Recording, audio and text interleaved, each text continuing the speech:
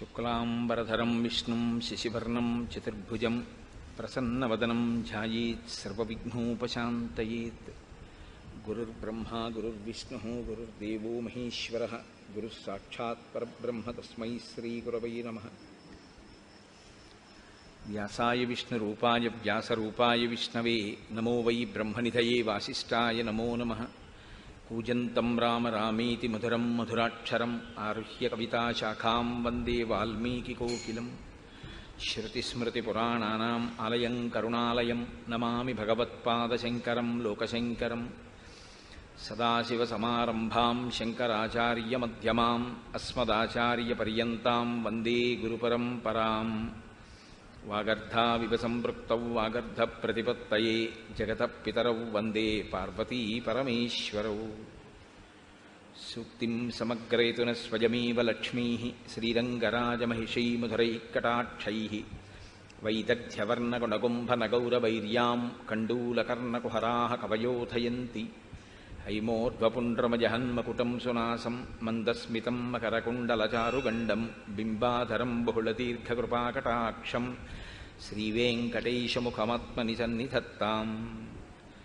మనోజవం మరుతతుల్యవేగం జితేంద్రియం బుద్ధిమతాం వరిష్టం వాతాత్మజం వనరయూథముఖ్యం శ్రీరామదూతం శిరసా నమామి. ఆపదామపహర్తారం దాతారం సర్వసంపదాం లోకాభిరామం శ్రీరామం భూయో భూయో నమామ్యహం. సింధూరారుణవిగ్రహాం త్రినయనాం మాణిక్యమౌళిస్ఫురత్తారానాయకశేఖరాం స్మితముఖీం ఆపీనవక్షోరుహాం. పాణిభ్యాం అళిపూర్ణరత్నచషకం రక్తోత్పలం బిభ్రతీం సౌమ్యాం రత్నఘటస్థరక్తచరణాం ధ్యాయేత్ పరేదంబికాం. హరి ఓం సభాయ నమః. నిన్న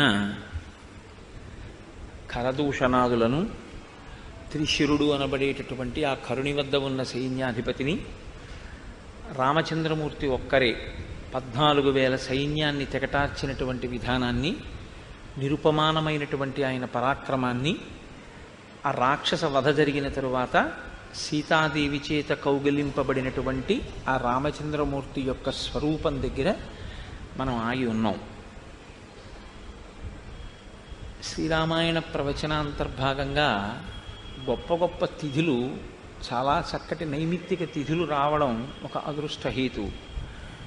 నేను మీతో ఒక విషయం ప్రస్తావన చేయవలసి ఉంటుంది, సందర్భోచితం కనుక.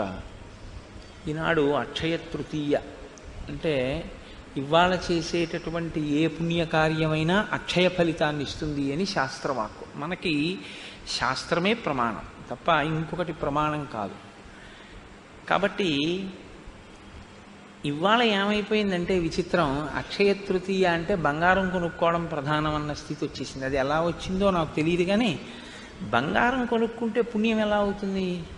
బంగారం వృద్ధవచ్చేమో, కానీ బంగారంతో పాటు ప్రమాదము హెచ్చవచ్చు, లేదా ఏ ప్రమాదం లేదనుకుంటే ఐశ్వర్యం పెరగచ్చేమో తప్పించి అది పుణ్యానికి కారకం మాత్రమేం కాదుగా. మీరు కొనుక్కుని దాచుకున్నది మీకు పుణ్యహేతువు కాదు. మీరు చేసిన పుణ్యం ఏదైనా ఉంటే అది మిమ్మల్ని రక్షిస్తుంది. ఈశ్వరానుగ్రహం ఏమిటంటే దేశమునందు కాలమునందు నైమిత్తిక తిథిలో మీరు ఒక్కొక్క రోజు చేసినటువంటి పుణ్యం అక్షయమైన ఫలితాన్ని ఇచ్చి మిమ్మల్ని కాపాడుతుంది. వర్షం ఒక్కటే, కానీ ఆ ఒక్క వర్షమే దాహార్తిని తీరుస్తుంది. ఆ ఒక్క వర్షమే ఎండిపోయినటువంటి చెట్టు చిగర్చేటట్టు చేస్తుంది. ఆ ఒక్క వర్షమే విత్తనం మొలకెత్తేటట్టు చేస్తుంది.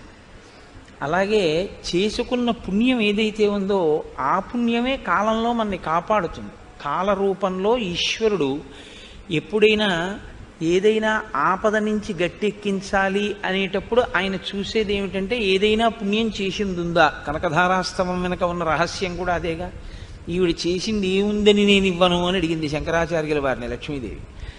కాబట్టి ఇవాళ చేసుకున్నది ఏమిటంటే అనుభవం చేత ఆ పుణ్యం తరిగిపోయేది కాదు, అక్షయమవుతుంది. అయితే ఏ పుణ్యం చెయ్యాలి అన్న అనుమానం కూడా లేకుండా మనకి ఇవాళ చెయ్యవలసినటువంటి సత్కర్మని కూడా పెద్దలు చెప్తారు. జలపూరితమైనటువంటి కుంభాన్ని ఎవరికైనా ఇస్తే మంచిది అని. అంటే ఇది వైశాఖ మాసం ప్రారంభం కాబట్టి సహజంగా దాహార్తి ఎక్కువగా ఉండేటటువంటి సమయం. కాబట్టి చక్కగా నీళ్లు పోసి ఓ కూజాయో ఓ కుండో ఎవరికైనా బహూకరించామనుకోండి, వాళ్ళు ఆ నీరు త్రాగి జీవమే నిలబడుతుంది, ప్రాణమే నిలబడుతుంది. లింగ పురాణంలో ఒక మాట ఉంది, సంజీవనం సమస్తస్య జగత సలిలాత్మిక భవ ఇత్యుచ్యతే మూర్తిర్భవస్య పరమాత్మనః. నీటి రూపంలో ఉండి సమస్త భూతముల యొక్క ప్రాణములను నిలబెడతాడు కాబట్టి పరమశివుడికి భవ అని పేరు. కాబట్టి నీరు ప్రాణములను నిలబెడుతుంది. ప్రాణములను నిలబెట్టేటటువంటి నీరు త్రాగవలసినటువంటి అవసరం ఎక్కువగా ఉండేటటువంటి సమయం వైశాఖ మాసం. కాబట్టి ఇటువంటి వైశాఖ మాసంలో నీరు నిండినటువంటి ఒక జలపాత్రని దానం చేసుకోవడం అనేటటువంటిది మంచిది. అది చెయ్యమని ఇవాళ అక్షయ తృతీయ నాడు. అది నిన్ను కాపాడుతుంది ఉత్తరోత్తర. కాబట్టి సరే, ఇప్పుడు జరుగుతున్నది ఏది పక్కన పెట్టండి. మనం పెద్దలు చెప్పినటువంటి అటువంటి మంచి పనుల్ని అమలు చేయడం ప్రారంభం చేస్తే అది మన అభ్యున్నతికి హేతువు అవుతుంది. నిన్న రామచంద్రమూర్తి 14,000 మంది రాక్షసుల్ని సంహారం చేశారు. నిన్న అంటే నా ఉద్దేశం ఏమిటంటే నిన్న చేసిన ప్రసంగంలో, రామాయణంలో నిన్నను చేశారు అన్నది నా ఉద్దేశం కాదు, మీరు కూడా దాన్ని గ్రహించగలరు. ఇప్పుడు ఎప్పుడెప్పుడు కరదూషణాదుల వైపు నుంచి సైన్యం వెళ్ళినా వాళ్ళ వెంట వెడుతున్నటువంటి వ్యక్తి ఒకటి ఉంది. యుద్ధంలో ఆవిడ ప్రత్యక్షంగా కనపడదు. ఆవిడేమీ యుద్ధం చేసేటప్పుడు రాముడి మీద బాణాలు వెయ్యదు, కానీ పగ అంతా ఆవిడిదే. ఆవిడే ఈ యుద్ధానికి అంతటికీ కారకురాలు. ఆవిడే శూర్పణఖ. ఆవిడ కోరిక ఏమిటంటే రాముడు మరణించాలి, లక్ష్మణుడు మరణించాలి, సీతమ్మ మరణించాలి. ఎందుకు మరణించాలి? మీరు కొంచెం జాగ్రత్తగా రామాయణాన్ని గమనిస్తే ఇప్పుడు సీతమ్మ తల్లి వైపుకి ఆపద పెడుతుంది. తర్వాత ఎందుకు వెళ్ళాలి అంటే అసలు ఆవిడ వ్యామోహం రాముడి మీద. రాముడి అందం సీతమ్మ తల్లికి మొదటి అనర్థం తీసుకొచ్చింది. రాముడి అందాన్ని చూసి ఆకర్షితురాలైనటువంటి శూర్పణఖ రాముని పక్కన ఉన్నటువంటి భార్యాస్థానం ఖాళీ అయితే ఆ స్థానంలోకి తను వెళ్ళొచ్చు అనుకుంది. అందుకుని కదా చంపబోయింది. అంతక మించి అవగాహన ఆవిడికేం లేదు, అందుకే రాక్షసి. ఇప్పుడు తన కోరిక తీరలేదు కాబట్టి ఆ కోరిక తీరకపోయినటువంటి స్థితి పగగా మారింది.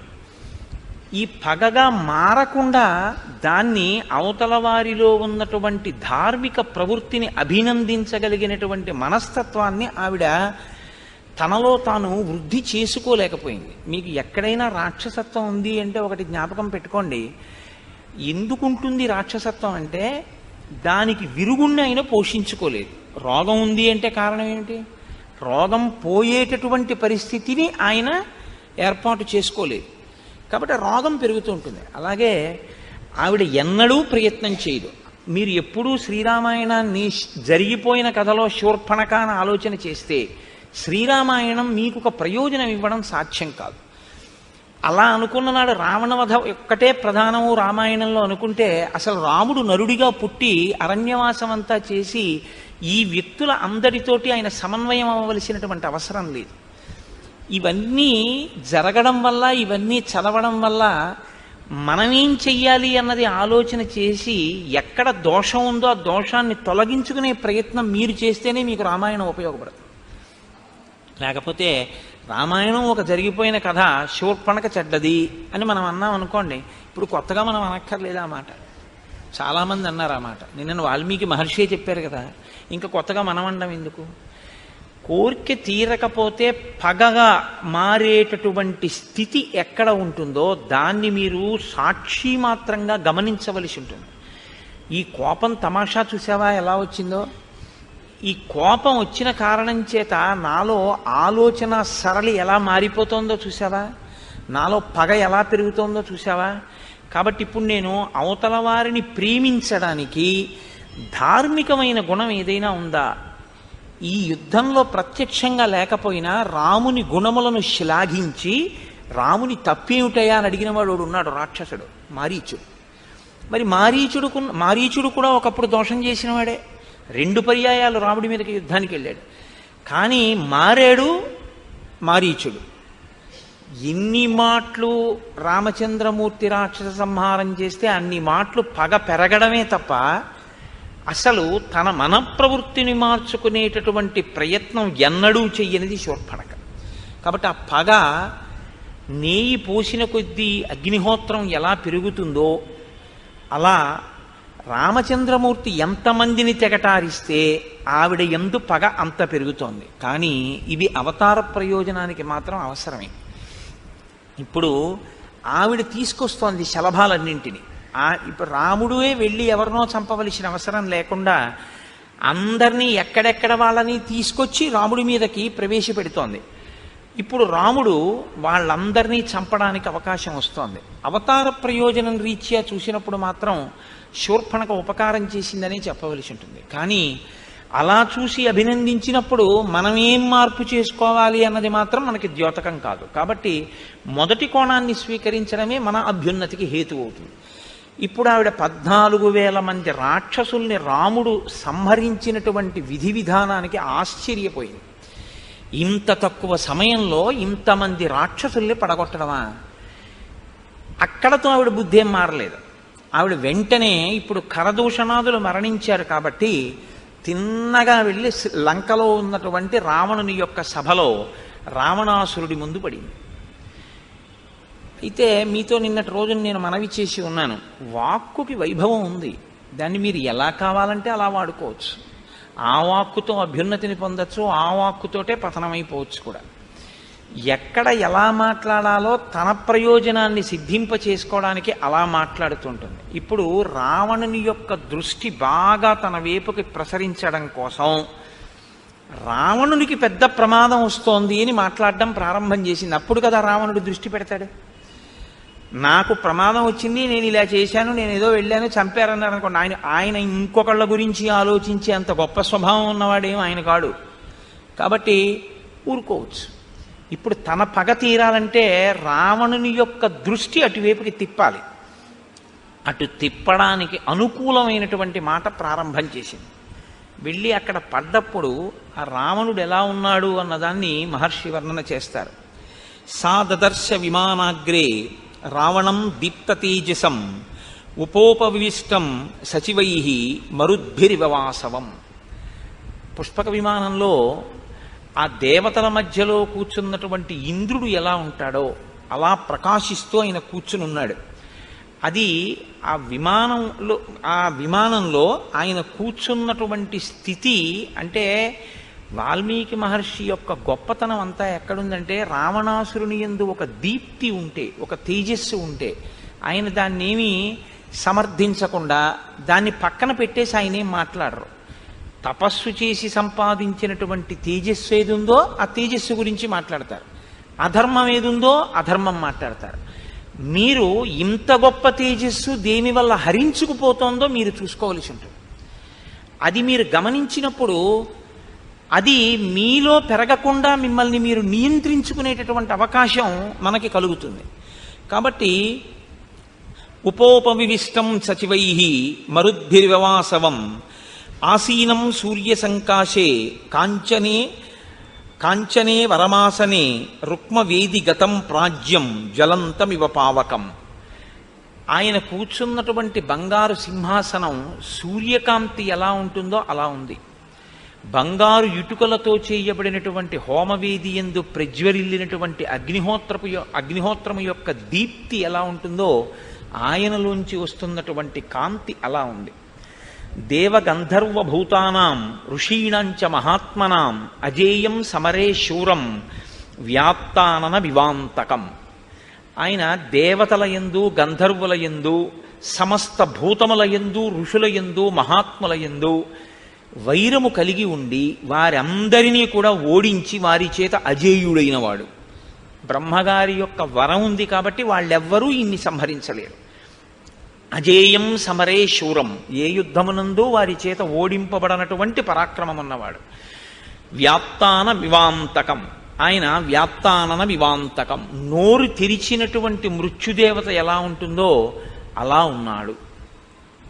తేజస్సు ఎంత గొప్పదైనా కావచ్చు, కానీ ఆ తేజస్సు ఎందుకు పనికొచ్చిందంటే ఒక మృత్యుదేవత యొక్క తేజస్సు ఎలా ఉంటుందో, నోరు తెరిచినటువంటి మృత్యుదేవత ఏం చేస్తుంది? కబళించేస్తుంది, తినేస్తుంది. ఈయన పరిస్థితి కూడా ఏమిటంటే ఎవరు కనపడితే వాళ్ళని తినేస్తాడు. అంటే తన తపస్సు దేనికి వినియోగిస్తున్నవాడు అంటే ఇతరులను ఖేద పెట్టడానికి, తను అనుభవించాలనుకున్న దాన్ని అనుభవించడానికి తప్ప అది ఒక ధార్మిక మార్గంలో ఉపయోగపడేటటువంటి తపస్సు కాదు. కాబట్టి ఇప్పుడు ఆయన దృష్టిలో కానీ ఎవరైనా నేను దీన్ని అనుభవించాలి అన్న కోరిక ఆయనకి పుట్టిందనుకోండి, అది ఏ వస్తువు పట్లైనా సరే, అది అన్నగారు అవ్వచ్చు కుబేరుడు, ఆయనేం ఊరుకోడు, ఓడించి తెచ్చుకుంటాడు. అది పరకాంత కావచ్చు, ఆయనేం ఊరుకోడు. కాబట్టి ఆయన తేజస్సు, ఆయన తపస్సు దేనికి పనికొచ్చాయి అన్నది మీరు చూడవలసి ఉంటుంది. మీరు శ్రీరామాయణంలో అనసూయమ్మని చూశారు. అనసూయమ్మ తపస్సు చేసింది. ఆవిడ తపస్సు దేనికి పనికొచ్చింది అంటే క్షామం వచ్చినప్పుడు గంగని ప్రవహింపచేసి చెట్లు చిగర్చేటట్టు చేసి కొన్ని వేల మందికి భోజనం పెట్టి బతికించడానికి ఆవిడ తపస్సు పనికొచ్చింది. ఒక పతివ్రత యొక్క భర్త మరణిస్తే ఆ భర్తని మళ్ళీ ప్రాణం పొయ్యడానికి, ఆయన్ని పునరుజ్జీవితుణ్ణి చేయడానికి ఆవిడ తపస్సు పనికొచ్చింది. రావణుడి తపస్సు దేనికి పనికొస్తుంది? తను కోరుకున్న వస్తువుని తాను అనుభవించడానికి పనికొస్తుంది. ఇదే రాక్షసత్వం అంటే. ఇంతకన్నా వేరే ఏముండదు. మీరు పుణ్యం చేశారా, ధార్మికంగా ఉండడం అంటే మీరు ఏదో ఆ పూజ చేశారా, ఇది పెద్ద లెక్కలోకి వచ్చేటటువంటి విషయం కాదు. మీకు ఈశ్వరుడు ఇచ్చినటువంటి విభూతిని పుణ్య ఫలితంగా మీరు పొందినటువంటి అనుగ్రహం ఏ రూపంలో మీ యందు ప్రసరించిందో దాన్ని మీరు సమాజపరం చేస్తారా?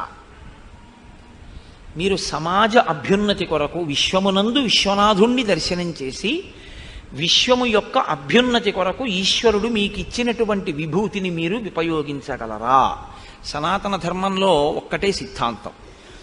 మీకు ఏది కలిగినా, అది కష్టం కానివ్వండి, సుఖం కానివ్వండి, పుణ్యం కానివ్వండి, పాపం కానివ్వండి, లేకపోతే ఇవాళ కలిగినటువంటి సంతోషం కానివ్వండి, దుఃఖం కానివ్వండి, వీటికి కారణం మీరు చేసుకున్న కర్మయే. ఆ కర్మలో అంతర్భాగమే తపస్సైన, యజ్ఞమైన, యాగమైన. చేసింది యజ్ఞం, చేసింది యాగం, చేసింది తపస్సు, దానివల్ల వచ్చింది కొంత ఫలితం. కానీ ఆ ఫలితాన్ని నువ్వు ఎలా వాడుతున్నావు దాన్ని బట్టి నువ్వు రాక్షసుడివా మనిషివా నిర్ణయించవలసి ఉంటుంది. నువ్వు లోకానికి పనికొచ్చేవాడివా పనికిరానివాడివా అన్నది ఈశ్వరుడు అక్కడ నిర్ణయం చేస్తాడు. ఇవ్వడం ఇస్తాడు. ఉపయోగించుకోవడం అన్న దాన్ని బట్టి ఈశ్వరుడు మీ అభ్యున్నతిని నిర్ణయం చేస్తాడు. ఇచ్చిన దాన్ని దుర్వినియోగం చేస్తే ఇక ఈ వస్తువు ఉండడం ప్రమాదం అనుకున్నప్పుడు ఈశ్వరుడు దాన్ని తీసేస్తాడు. ఎలా తీసేస్తాడు అంటే దేనిలోంచి ఆ విభూతి ప్రసరిస్తోందో అసలు ఆ మూలమే పడిపోతుంది. చిట్ట చివర సుందరకాండలో తదేవ ఫలమన్వేతి ధర్మస్య ధర్మనాశన ప్రాప్తం ధర్మఫలం తావద్భవత నాత్ర సంశయ అంటూ ఇది ఉంటే తప్ప అనుభవించడం కుదరదు. దీంతోనే అనుభవించాలి. ఏదైనా చేసినా దీంతోటే, అనుభవించినా దీంతోటే. కాబట్టి దీన్నే తీసేస్తాడు ఈశ్వరుడు. ఆ స్థితి రాకుండా ఉండాలి అంటే జాగ్రత్త ఎక్కడ వహించవలసి ఉంటుంది అంటే నేను పుణ్యకార్యాచరణం చేస్తున్నాను, నేను సంపాదించాను కాబట్టి నేను ఎలాగైనా అనుభవిస్తాను, నన్ను కాదనేవాడెవడన్నది కాదు. దీన్ని చూసేవాడు వాడొకడు ఉన్నాడు అన్న నిశ్చయాత్మకమైన బుద్ధి మీ యందు ఉండాలి. రాముడైతే దీనికి భిన్నంగా ఉంటాడు. ఎవరు చూసొచ్చారు? తెల్లవారుజామున లేచి స్నానం చేయకపోతే హేమంత ఋతువులో. కానీ ఎవరు చూసొచ్చారని రాముడు చూడడు. ఈశ్వరుడు ఎప్పుడూ చూస్తున్నాడని ఆయన నమ్ముతాడు. ఆయన నమ్మాడు కాబట్టి ఆయన నడవడి అలా ఉంటుంది. అందుకని ఆయన ధర్మాత్ముడు కాగలిగాడు. ఆ ధర్మం ఆయన్ని రక్షించింది. అది విడిచిపెడతాడు. తను తెలుసుకున్న శాస్త్రాన్ని, తనకి ప్రకాశించిన విభూతిని తాను ఎలా ఉందామనుకుంటున్నాడో దానికి అనుగుణంగా సమర్థించుకునే రీతిలోకి మారుస్తాడు. ఇది చాలా ప్రమాదకరమైన ప్రజ్ఞ. మీరు బాగా గుర్తుపెట్టుకోండి. పోతన గారి మాటల్లో చెప్పాలంటే జ్ఞాన కలునిలోని శారదయువోలే. అంటే ఋషి హృదయము అని ఒకటి ఉంటుంది. ఋషి ఒక విషయాన్ని ఈ ప్రయోజనం కోసం చెప్తున్నాను అనుకునే చెప్తారు ఆయన.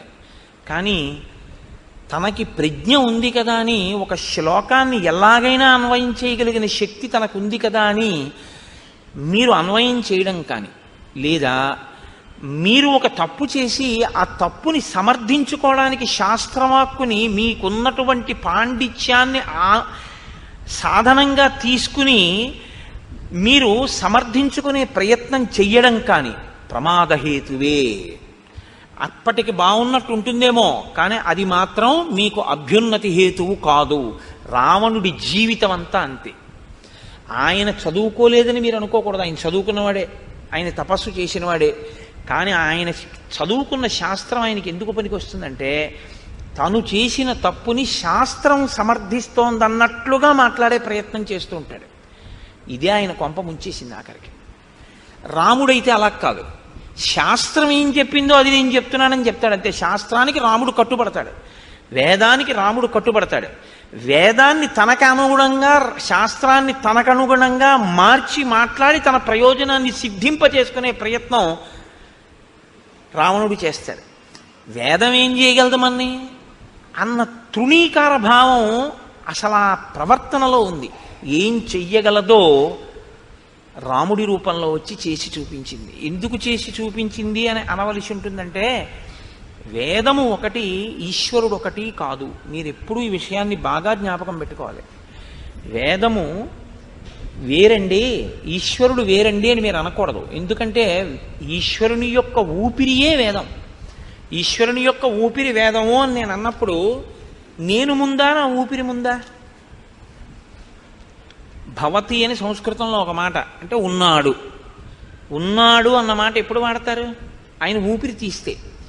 నేను మొట్టమొదట ఊపిరి ఎప్పుడు తీశానో అప్పుడు నేను ఉన్నాను, నా యొక్క అస్తిత్వము ప్రకటింపబడింది. నా ఊపిరి ఎప్పుడు ఆగిపోతే అప్పుడు ఇక లేరు కోటేశ్వరారు, ఆయన శరీరం పోయిందని గుర్తు. ఊపిరిని బట్టి ఉన్నాడు. ఇప్పుడు ఊపిరికి ఆయనకి ఏమైనా భేదం ఉందా? ఊపిరే ఆయన, ఆయనే ఊపిరి. ఆయన భవతి అనబడాలి అంటే ఆయన ఊపిరే హేతువై ఉంటుంది. యావత్ పవనో నివసతి దేహే తావత్ పృచ్చతి కుశలంగేహే గతవతి వాయౌ దేహాపాయే. అయినప్పుడు ఈశ్వరుడు, ఈశ్వరుని యొక్క ఊపిరి ఎలా తేడా అవుతుంది? కాదు. వేదము అంటే, వేదాన్ని నమ్మడము అంటే ఈశ్వరుణ్ణి నమ్మడమే. వేదాన్ని గౌరవించడము అంటే ఈశ్వరుణ్ణి గౌరవించడమే. శంకర భగవత్పాదులకి వేదం అంటే అంత గౌరవము అంటే వేదాన్ని గౌరవించినప్పుడు ఒకటి, ఈశ్వరుణ్ణి గౌరవించినప్పుడు ఒకటి అని మీరు అర్థం చేసుకోకూడదు. వేదమే ఈశ్వరుడు.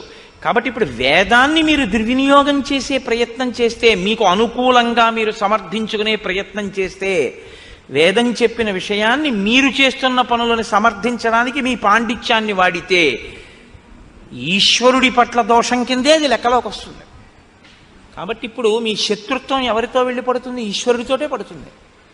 అందుకే శాస్త్ర ప్రమాణమునకు, వేద ప్రమాణమునకు కట్టుబడి ఉండాలి. అందుకే శంకర భగవత్పాదులు అవతార పరిసమాప్తి యందు వేదో నిత్యమధీయతాం తదుజితం కర్మ స్వనుష్ఠీయతాం అంటూ దుస్తర్కాస్తు విరమ్యతాం అంటారు. దుస్తర్కము చేయవద్దు. నీకున్న వాక్కు ఏదుందో దాని శృతి ప్రమాణమును నిలబెట్టడానికి ఉపయోగించంతే తప్ప నీ పాండిత్యం, నీ తెలివితేటలు వక్రంగా వాడవద్దు. వక్రంగా అంటే నీ హృదయానికి అనుగుణంగా వేదాన్ని చెప్పద్దు. వేదం యొక్క హృదయానికి అనుగుణంగా వేదాన్ని చెప్పు, అనుష్ఠించు.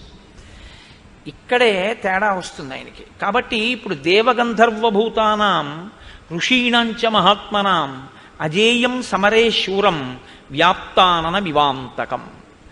ఈయన స్నిగ్ధ వైడూర్య సంకాశం తప్త కాంచన కుండలం సుభుజం శుక్లదశనం మహాస్యం పర్వతోపమం.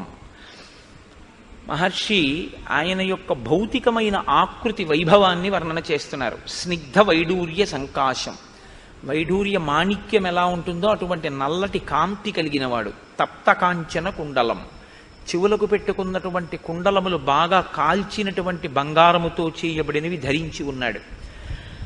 సుభుజం, మంచి గుండ్రంగా ఉన్నటువంటి భుజములు కలిగినవాడు. శుక్లదశనం, తెల్లని పళ్ళున్నవాడు. మహాస్యం, పెద్ద ముఖమున్నవాడు. పర్వతోపమం, ఒక పర్వతం వచ్చి కూర్చుంటే ఎలా ఉంటుందో అంత గంభీరమైన ఆకృతి కలిగినటువంటి వాడు. విష్ణు చక్ర నిపాతైశ్చ శతసో దేవసంయుగే అన్యై శస్త్ర ప్రహారైశ్చ మహాయుద్ధేషు తాడితం. ఆయన శరీరం మీద, ఆ భుజముల మీద, చేతుల మీద విష్ణు చక్రము చేత కొట్టబడినటువంటి దెబ్బలున్నాయి. ఇది బాహ్యంలో ఆయన అంత గొప్ప గొప్ప యుద్ధాలు చేశాడు. విష్ణు చక్రం ఆయన ఏం చేయగలిగింది అంటే, ఓసారి ఆయనకు వచ్చి తగిలితే ఓ గాయం అయింది, తప్ప విష్ణు చక్రం ఆయన్ని పరిమార్చలేకపోయింది, చంపలేకపోయింది. అంతవరకు బాగానే ఉంటుంది, గొప్పతనంగా చెప్పడానికి బాగుంటుంది. కానీ విష్ణువు స్థితికారుడు. ఆయన ఎప్పుడూ ధర్మాన్ని నిలబెట్టేటటువంటి ప్రయత్నం చేస్తుంటాడు. ఆయనతో యుద్ధం వచ్చి ఆయన చేతిలోంచి చక్రాన్ని నీ మీద ప్రయోగించవలసి వచ్చిందంటే నువ్వు ఎంత దుర్మార్గుడు అయి ఉండాలి.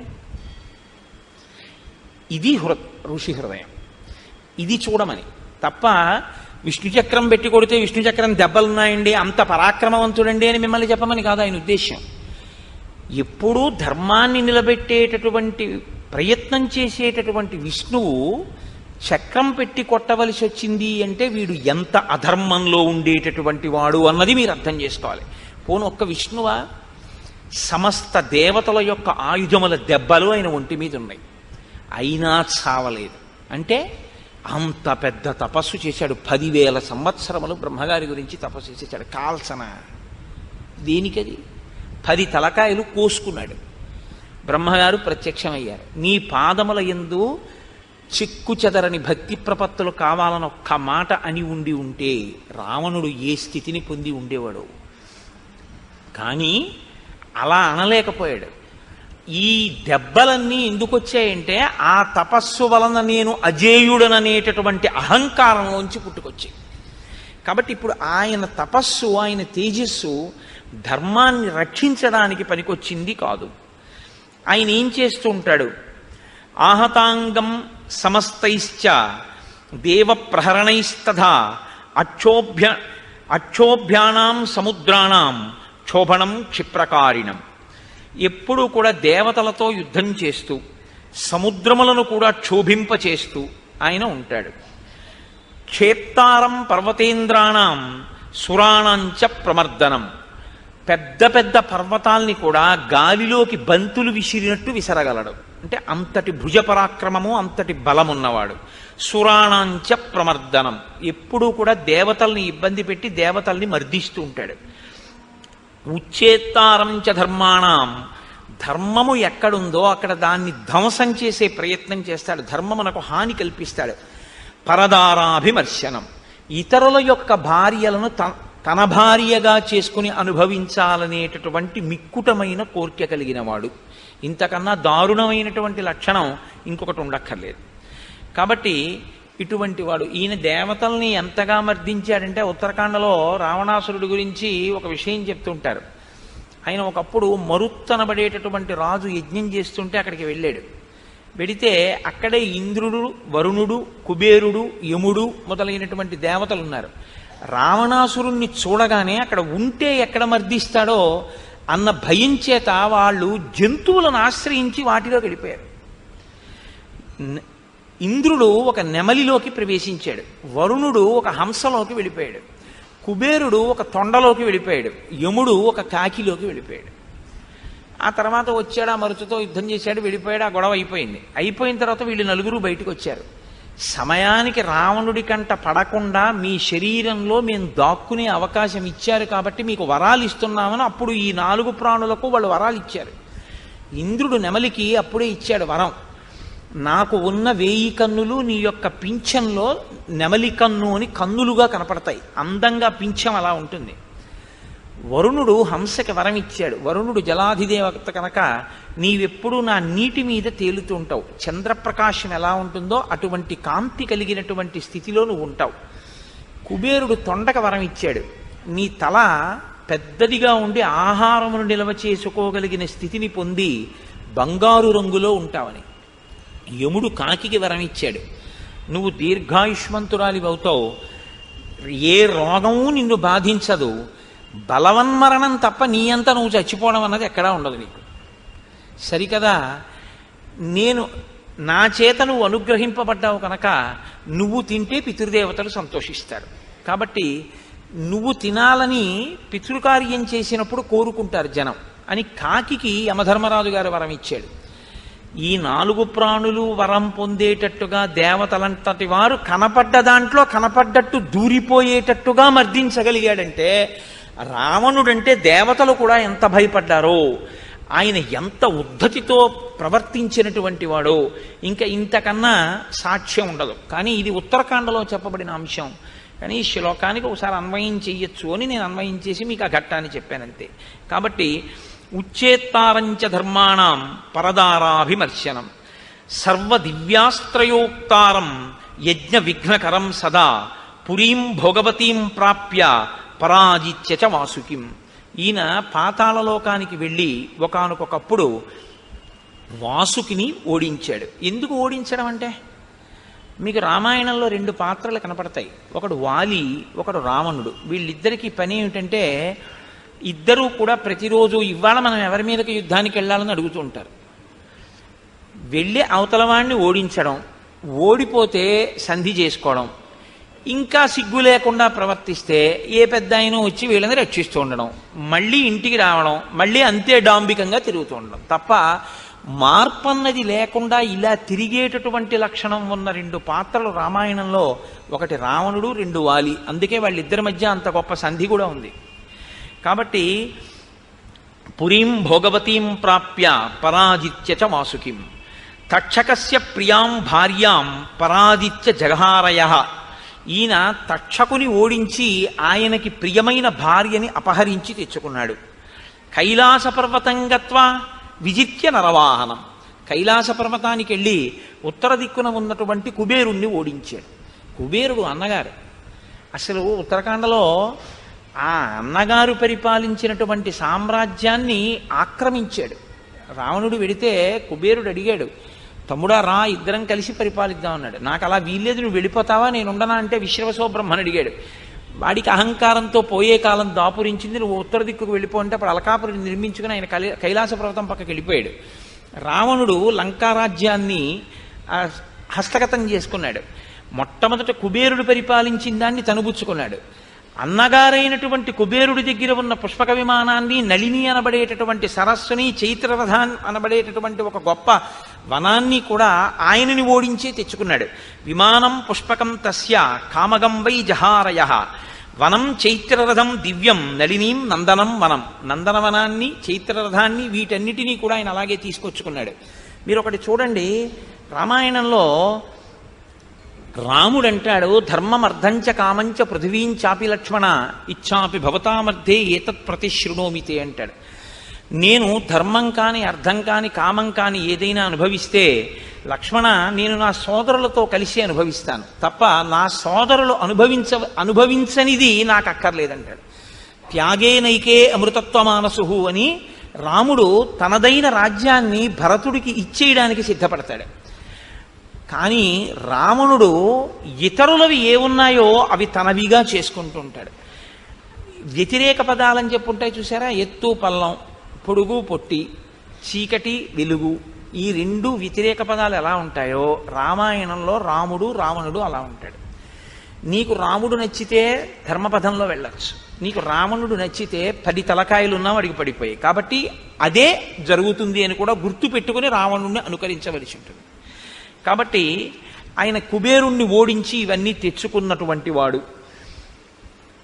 ఇంత బలపరాక్రమములున్నటువంటి ఆ రావణాసురుడు పుష్పక విమానంలో కూర్చుని ఉండగా శూర్పణఖ మాట్లాడుతోంది. ఇక్కడ శూర్పణఖ మాట్లాడడం అనేటటువంటి తీరు చాలా గొప్పగా ఉంటుంది ఒక రకంగా. ఎందుకంటే తన కోరిక నెరవేరడానికి అనువుగా రావణాసురుని యొక్క దృష్టిని తన వైపుకి బాగా తిప్పుకోవడానికి వీలుగా మాట్లాడుతుంది. ఆ మాట్లాడడం ఎలా ఉంటుందంటే, హఠాత్తుగా నీకు ఉపద్రవం వచ్చింది అని మొదలు పెడుతుంది. నీకు ఉపద్రవం వచ్చింది అంటే ఎవడైనా ముందటి వైపుకి దృష్టి తిప్పుతాడు. కాబట్టి తతశూర్పణఖాదీన రావణం లోకరావణం అమాత్య మధ్యే సంకృద్ధ పరుషం వాక్యమబ్రవీత్. అమాత్య మధ్య, మంత్రుల మధ్యలో కూర్చున్నటువంటి రావణుడి దగ్గరికి వచ్చి ఆమె పరుషమైనటువంటి మాటతో ప్రారంభం చేసింది. ప్రమత్త కామభోగేషు స్వైరవృత్తో నిరంకుశః సముత్పన్నం భయం ఘోరం బోద్ధవ్యం నావబుధ్యసే. నీవు నిరంతరము కామభోగాల్ని అనుభవిస్తూ నిరంకుశుడవై మత్తెక్కి ఉన్నావు. నీకు ఎంత ఘోరమైనటువంటి ఆపద నీ మీద వచ్చి పడిపోతోందో నువ్వు తెలుసుకోవట్లేదు. దీంతో మొదలుపెట్టింది. అంటే ఈ మాట అనేటప్పటికీ ఎవరి దృష్టి అయినా అటువైపుకు వెళ్ళిపోతుందా, వెళ్ళిపోదా? ఏదో కూర్చుని మాట్లాడుకుంటున్నారు అనుకోండి, ఏమిటో మీరు ఇలా సంతోషంగా హాయిగా గడిపేస్తున్నారు, మీకు తెలియట్లేదు ఎంత ఘోరమైన ఆపద మీకు వచ్చేస్తుందో మీకు తెలియట్లేదు అన్నారు అనుకోండి. తర్వాత మాట్లాడదాం ఏంటంటారా, ముందు అది ఆపేసి ఏమిటంటే బాబా ప్రమాదం ఏంటండి అంటారా?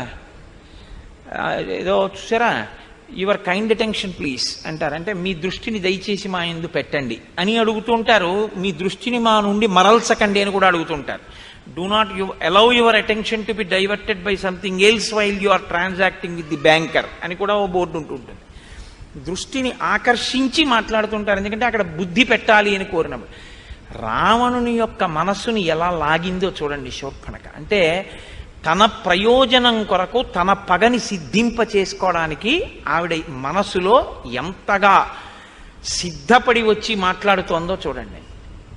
అంటోంది, సక్తం గ్రామ్యేషు భోగేషు కామవృత్తం మహీపతిం లుబ్ధం బహుమన్యంతే శ్మశానాగ్నిమివ ప్రజాః. ఎప్పుడు క్షణికములైనటువంటి భోగములను అనుభవిస్తూ ఇంద్రియములకు వశపడిపోయినటువంటి రాజు ప్రజల గురించి పట్టించుకోకుండా కేవలం భోగలాలసుడై ఉండిపోతే అటువంటి రాజుని ఎవ్వరూ గౌరవంగా చూడరు. శ్మశానములో ఉన్నటువంటి శవాన్ని కాల్చేటటువంటి అగ్నిహోత్రము కూడా అగ్నిహోత్రమే. అదేం అగ్నిహోత్రం కాకపోలేదు, శవాన్ని కాల్చింది కదా అని. కానీ శవాన్ని కాలుస్తున్నటువంటి అగ్నిహోత్రం పవిత్రంగా మనం చూడడం కుదరదు కదా. ఎందుకని అంటే అగ్నిహోత్రం పవిత్రం కాదు అని అనడం మాత్రం కుదరదు. కానీ శవాన్ని కాలుస్తున్నటువంటి అగ్ని ఎలా మంగళకరంగా చూడబడదో అలా కేవలము గ్రామ్యమైనటువంటి భోగముల యందు లాలస కలిగి వానియందే నిరంతరం తిరిగేటటువంటి రాజుని ప్రజలు ఆదరించరు, ఇష్టపడరు. స్వయం కార్యాణియ కాలే నానుతిష్టతి పార్థివ సతువై సహ రాజ్యేన తైశ్చ కార్యైర్వినశ్యతి. ఏ రాజు తను స్వయంగా కొన్ని పనులను చూసుకోవలసి ఉంటుందో, ఏ రాజు తప్పకుండా తాను ఆ కార్యముల మీద వ్యక్తిగతంగా తన దృష్టి పెట్టవలసి ఉంటుందో అలా పెట్టకుండా పరిపాలన జరిగిపోతోంది లేని విడిచిపెట్టేస్తాడో అటువంటి రాజు యొక్క కార్యములు నశించిపోతాయి. అంటే ఇవన్నీ ఎవరు చేస్తున్నారని ఆవిడ ఉద్దేశ్యం, రావణుడు చేస్తున్నాడని. ఏం జరిగింది, ఏ ఆపద వచ్చింది, అలా నువ్వు ఉన్నావని నిరూపించి మాట్లాడుతుంది ఆవిడ. చిట్ట చివరికి రావణుడిదే దోషం, ఇది ఎంత దూరం వెడుతోంది అన్నది చూపిస్తుంది రావణుడి దృష్టిని ఆకర్షించడానికి.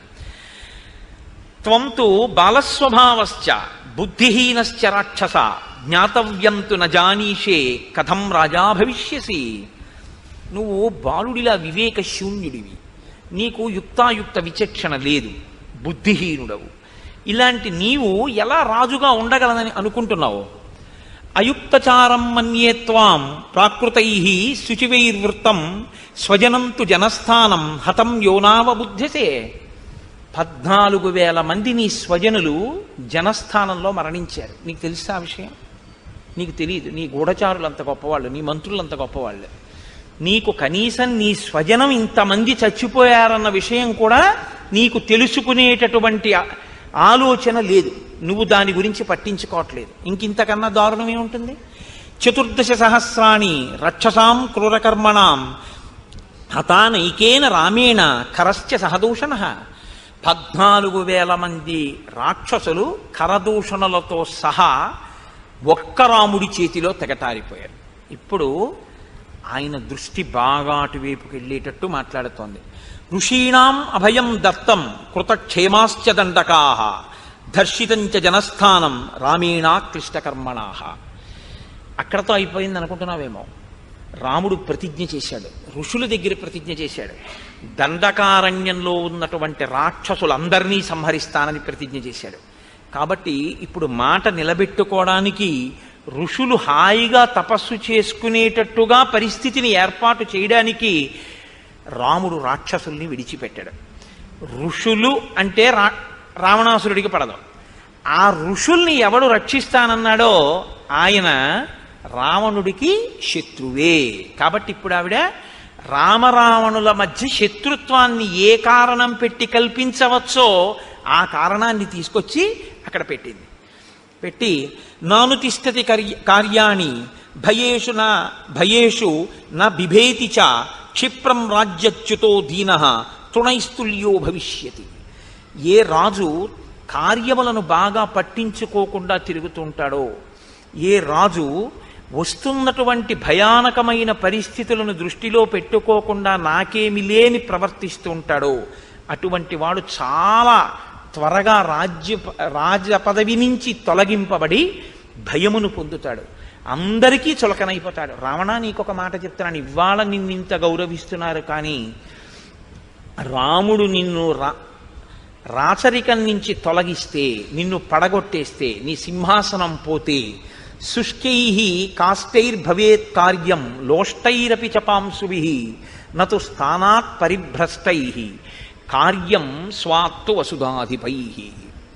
ఎక్కడైనా లోకంలో ఎండిపోయినటువంటి పుల్లలు, మట్టిగడ్డలు, ధూళి, వీటికి కూడా విలువ ఉండొచ్చేమి ఉంటుంది కూడా. కానీ ఒక్కసారి పదవిని కోల్పోయినటువంటి రాజుకి మాత్రం ఇక గౌరవం ఉండదు.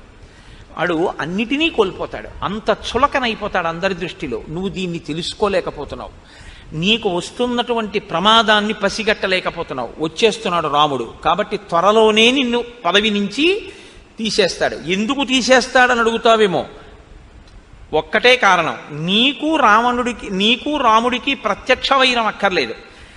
ఋషుల్ని రక్షిస్తానని రాముడు అన్నాడు, ఋషుల్ని పాడు చేసి నువ్వు ఉంటావు. కాబట్టి ధర్మాన్ని నువ్వు పాడు చేస్తావు, ధర్మాన్ని ఆయన రక్షిస్తాడు. కాబట్టి మీ ఇద్దరి శత్రుత్వానికి కారణం ఇది చాలు. నువ్వు ఉంటే ధర్మం ఉండదు, కాబట్టి నువ్వు ఉంటే ఋషులు తపస్సు చేయలేరు, కాబట్టి నువ్వు ఉండడాన్ని రాముడు ఇష్టపడడం. అసలు రాముడు అలా ఆలోచించాడా అన్నది మనం చెప్పడం కష్టం. రాముడు అసలు రావణుడి విషయంలో ఇప్పటి వరకు అలా ఆలోచించినట్టు, రావణుణ్ణి చంపేద్దామని రాముడు ఆలోచన చేసినట్టు మనకెక్కడా లేదు. ఋషులు అడిగారు, ఆయన ప్రతిజ్ఞ చేశారంతే. కానీ ఆవిడ దీన్ని ఎక్కడికి తీసుకొచ్చిందంటే, దీర్ఘకాలంలో జరగవలసిన మాట మాత్రం అదే, కానీ ఇప్పుడే రావణుడికి ప్రమాదం వచ్చేసింది అన్నట్టుగా రాముడి వైపుకి వైరాన్ని ప్రచోదనం చేసింది. అంటే రావణుడు అన్నాడు వెంటనే, ఏ ప్రశ్న రావణుడి నుంచి కోరుకుందో ఆ ప్రశ్నే రావణుడు వేశాడు. లోకంలో ప్రజ్ఞ ఒకటి ఉంటుంది, ఆయన ఇలా అడగాలి అనుకుని వెళ్ళి ఆయన అలా అడిగేటట్టుగా మాట్లాడతారు కొంతమంది, ఆ ప్రశ్న వేసేటట్టుగా మాట్లాడతారు. అప్పుడు తన అడగడం కాదు, ఆయన తనని అడిగి తాను ఆయనకి చేస్తానని చెప్పినట్టుగా స్థితిని కల్పిస్తారు. ఇది చాలా చమత్కారంగా ఉంటుంది, అదొక ప్రజ్ఞ, అది గొప్ప స్వార్థం. శూర్పణఖ దాన్ని సాధించుకోగలిగింది. కాబట్టి ఇప్పుడు రావణుడు అన్నాడు, కస్య రామ కథం వీర్య కిం రూప కిం పరాక్రమ కిమర్థం దండకారణ్యం ప్రవిష్ట సుదురాసదం. అసలు ఎవరా రాముడు, ఆయన పరాక్రమం ఏమిటి, ఆయన వీర్యం ఏమిటి, ఆయన దండకారణ్యంలోకి ఎందుకు వచ్చాడు, ఎప్పుడు వచ్చాడు, దేని కొరకు దండకారణ్యంలో ప్రవేశించాడు. ఆయుధం కించ రామస్య నిహితాయేన రాక్షసాః కరశ్చ నిహిత సంఖ్యే దూషణస్త్రిశిరాస్తథా తత్వం బ్రూహి మనోజ్ఞాంగి కేనత్వం చ విరూపిత. అసలు ఆ రాముడు ఏ ఆయుధాలు చేత్తో పట్టుకుంటాడు, రాముడి వెనకాతల ఎవరుంటారు, ఆ రాముడు ఏ పని మీద ఏ వైరము వలన కరదూషణాదులను త్రిశిరుణ్ణి వాళ్ళని సంహరించాడు, నీ ముక్కు చెవులు ఎందుకు కోశాడు అని అడిగాడు. ఇప్పటి వరకు ఆవిడ కరదూషణాదుల గురించి మాట్లాడుతోంది తప్ప తన ముక్కు చెవులు ఎందుకు కోశాడో చెప్పలేదు. కానీ దాద్దామంటే దాచేదా, దాద్దామంటే దాగేది కాదు, ముక్కు చెవులు కోసేస్తే. కాబట్టి ఆయన ఈ ప్రశ్న అడిగేదాకా మాత్రం తన ముక్కు చెవులు ఎందుకు తెగిపోయాయో మాత్రం శూర్పణఖ చెప్పలేదు. ఇప్పుడు ఎంత అందంగా చెప్తుందో, ఆ ప్రశ్న వేస్తే ముక్కు చెవుల ఘట్టాన్ని ఇంకొక రకంగా తిప్పుకుంటుంది. ఈ ప్రజ్ఞ ఈవిడిదే కాదు, ఈవిడికి ముందు పుట్టినవాడు ఆయన, ఆయనకి ఇంతకన్నా గొప్ప ప్రజ్ఞ. సత్యాన్ని మసిపూసి అసత్యాన్ని తీసుకొచ్చి ప్రవేశపెట్టడంలో శూర్పణఖ రావణుడు ఖచ్చితంగా అన్నా చెల్లెళ్ళి అలాగే ఉంటారు వాళ్ళిద్దరు. కాబట్టి ఇప్పుడు ఆవిడంది దీర్ఘబాహుర్విశాలాక్ష, మనసులో కామం ఎక్కడికి పోతుందండి. కాబట్టి రాముడి గురించి ఎప్పుడు చెప్పినా అలాగే వర్ణిస్తుంది. దీర్ఘబాహుర్విశాలాక్ష చీరకృష్ణాజినాంబర కందర్పసమ రూపశ్చ రామో దశరథాత్మజ. రాముడు దీర్ఘమైనటువంటి బాహువులున్నవాడు, ఆజానబాహుం అరవింద దళాయతాక్షం అని కదా. ఆయన చీర కృష్ణాజినంబర, నారచీర కట్టుకుని కృష్ణాజినం కట్టుకుని ఉన్నాడు. కందర్ప సమరూపశ్చ, మన్మధునితో సమానమైనటువంటి అందము కలిగినటువంటి వాడు. రామో దశరథాత్మజ, దశరథుని యొక్క కుమారుడు రాముడు. శక్రచాప నిభం చాపం వికృష్య కనకాంగదం దీప్తాన్ క్షిపతి నారాచాన్ సర్పానివ మహావిషాన్. ఆయన ఇంద్రుడి యొక్క ధనస్సు ఎలా ఉంటుందో అటువంటి ధనస్సుని చేత్తో పట్టుకుంటాడు. విషసర్పములతో సమానమైనటువంటి నారాచ బాణములను వింటినారికి తగల్చి ప్రయోగిస్తూ ఉంటాడు. నాదదానం శరాన్ ఘోరాన్ నముంచంతం శిలీముఖాన్ న కార్ముకం నికర్షంతం రామం పశ్యామి సంయుగే. ఈ మాటే రావణుడికి బాగా తలకెక్కి రాముడు లేని సమయంలో సీతాపహరణం చెయ్యాలి అనే నిర్ణయానికి కారణమైంది. ఆవిడంది 14,000 మందిని చాలా తక్కువ కాలంలో రాముడు సంహరించాడు. కానీ సంహరించడం అనేటటువంటిది చచ్చిపోయిన వాళ్ళ వల్ల తెలిసింది తప్ప అసలు రాముడు 14,000 మంది వెళ్తే చచ్చిపోవడానికి వెళ్ళి లైన్లో నించున్న వాళ్ళు కాదు. వాళ్ళు యుద్ధానికి వెళ్ళిన వాళ్ళు కాబట్టి వాళ్ళు ప్రయోగించారు. బాణాలు, అస్త్రాలు, శస్త్రాలు, ఆయుధాలు అన్నీ వేశారు. ఇన్నిటిని వేసినప్పుడు ఇన్నిటినీ ఎప్పుడు నిగ్రహించాడో, నిగ్రహిస్తూ ఇంతమందిని ఎప్పుడు చంపాడో, చంపడానికి బాణం ఎప్పుడు తీశాడో, తీసిన బాణాన్ని ధనస్సుకు ఉన్నటువంటి వింటినారికి ఎప్పుడు తొడిగాడో, తొడిగిన దాన్ని వెనక్కి ఎప్పుడు లాగాడో, లాగిన దాన్ని ఎప్పుడు వదిలాడో, వదిలినప్పుడు గురి ఎవరి వంక చూశాడో, ఎప్పుడు వెళ్ళి ఆ బాణం పడిందో నాకు కనపడలేదు. వడగళ్ళవాన పడితే ఏ విధంగా అయితే పైరు పంటలన్నీ ధ్వంసమైపోతాయో అలా ఆయన ధనస్సులోంచి బాణములు పైకి రావడం అన్నది, ఆయన బాణం తీయడం అన్నది, సంధించడం అన్నది అసలు కనపడదు.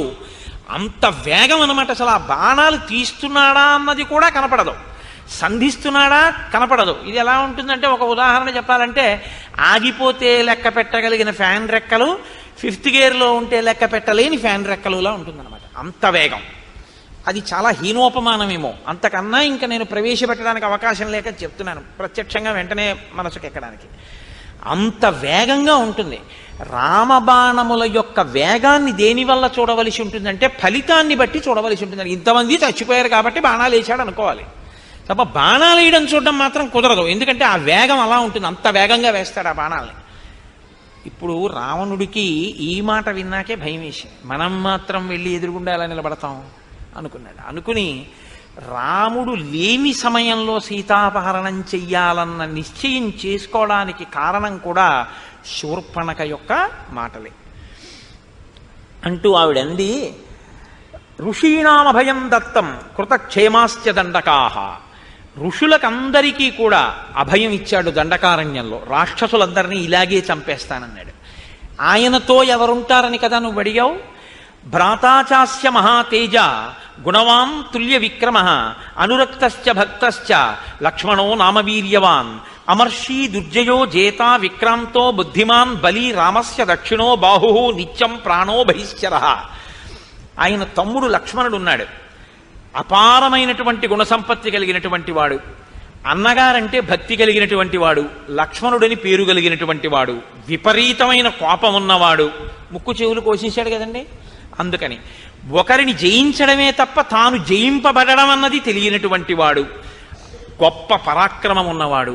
చాలా బుద్ధిబలం ఉన్నవాడు. రామచంద్రమూర్తి యొక్క కుడిభుజం వంటి వాడు. బయట తిరిగేటటువంటి రాముని యొక్క ప్రాణము వంటివాడు. లక్ష్మణుడు అన్నవాడు ఒకడు ఉన్నాడు. రాముడు ఎంతటివాడో ఇంచుమించు అంతటివాడు. ఇప్పుడు ఆయన భయానికి ఇదొక కారణం. కానీ ఆవిడ పగ ఎటు తిరిగిందో చూడండి. రాముడు తనని భార్యగా అంగీకరించకపోవడానికి కారణం సీతమ్మ ఉండడమే.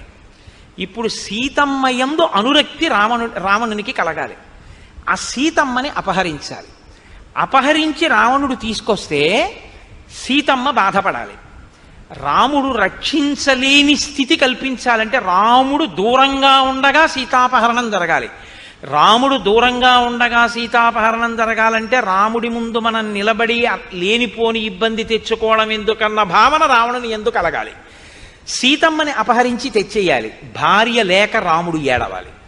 ఆ భార్య రామభార్య అయ్యుండి కూడా రావణుడు చేసేటటువంటి ఉద్ధతితో కూడినటువంటి క్రియల వలన ఆమె ఏడవాలి. తను ఆమె ఉండడం వల్ల రాముణ్ణి పొందలేకపోయింది కాబట్టి రాముని భార్య అయినందుకు రాముణ్ణి పొందలేక పరపురుషుడు ఆమెని పొందడానికి ప్రయత్నిస్తుంటే ఆవిడ ఏడవాలి. ఆవిడ ఏడుపు చూసి తాను ఆనందించాలి. అంటే ఆ పగకి ఇంకా హద్దు లేదు. ఇంగ్లీష్లో శాడిస్ట్ అని ఒక మాట వాడుతుంటారు. మీరు పగ అనేటటువంటి దాన్ని అదుపు చేయకపోతే అది ఎంత దూరమైనా వెళ్ళిపోతుంది. దానికి ఇంకా హద్దు ఆపు ఏముండదు, ఎక్కడికైనా వెడుతుంది. శూర్పణఖ ఈ ప్రణాళికని అమలు చేయడానికి నిశ్చయించుకుంది. కాబట్టి ఇప్పటి వరకు సీతమ్మ గురించి ఒకలా మాట్లాడుతుంది, ఇప్పుడు సీతమ్మ గురించి ఒకలా మాట్లాడుతుంది. రావణుని యొక్క మనసు సీతమ్మ యందు లగ్నం కావాలి. అందుకనంది రామస్యతు విశాలాక్షి పూర్ణేందు సదృశానన ధర్మపత్ని ప్రియాభర్తు నిత్యం ప్రియహితేరత. రామచంద్రమూర్తి యొక్క భార్య విశాలాక్షి, పెద్ద కన్నులు కలిగినది. పూర్ణేందు సదృశానన, పౌర్ణమి నాటి చంద్రబింబం ఎలా ఉంటుందో అటువంటి ముఖము కలిగినది. ఖచ్చితంగా పరుల భార్య యందు మనసు పెట్టుకునే అలవాటు ఉన్న రావణుడికి ఈ మాటలు చాలు. ఇప్పుడు సీతని అపహరించాలి అన్న కోరిక బలపడడానికి ఇప్పుడు రెండో పాదం వేసింది. ధర్మపత్ని ప్రియాభర్తు, ఆమె ధర్మపత్ని రాముడికి. ఆవిడ పక్కన లేకపోతే రాముడు విలవిలలాడిపోతాడు. ఎందుచేతనంటే ఆమె అంటే రాముడికి అంత ప్రీతి. నిత్యం ప్రియహితేరత, ఆమె రాముణ్ణి కూడా అలా అనువర్తిస్తుంది. కాబట్టి ఇప్పుడు రెండు ప్రయోజనాలు రావణుడి దృష్టిలో కెడతాయి. సీతని అపహరిస్తే నేను 10 మాటలు నా నోటితో అనడం కష్టం, ఆమె తనదవుతుందన్న కోరిక. 2, ఆమె లేక రాముడు చాలా క్షోభపడిపోతాడు. తను ఎదురుగుండా నిలబడి యుద్ధం చేసి బాధ పెట్టలేకపోయినా ఏకకాలమునందు అందగత్తె అయిన సీతని తాను తెచ్చుకోవడం, తనకి శత్రువైనటువంటి రామచంద్రమూర్తికి మనస్థిమితం లేకుండా చేసి ఆయన నీరసపడిపోయేటట్టుగా చెయ్యగలగడం.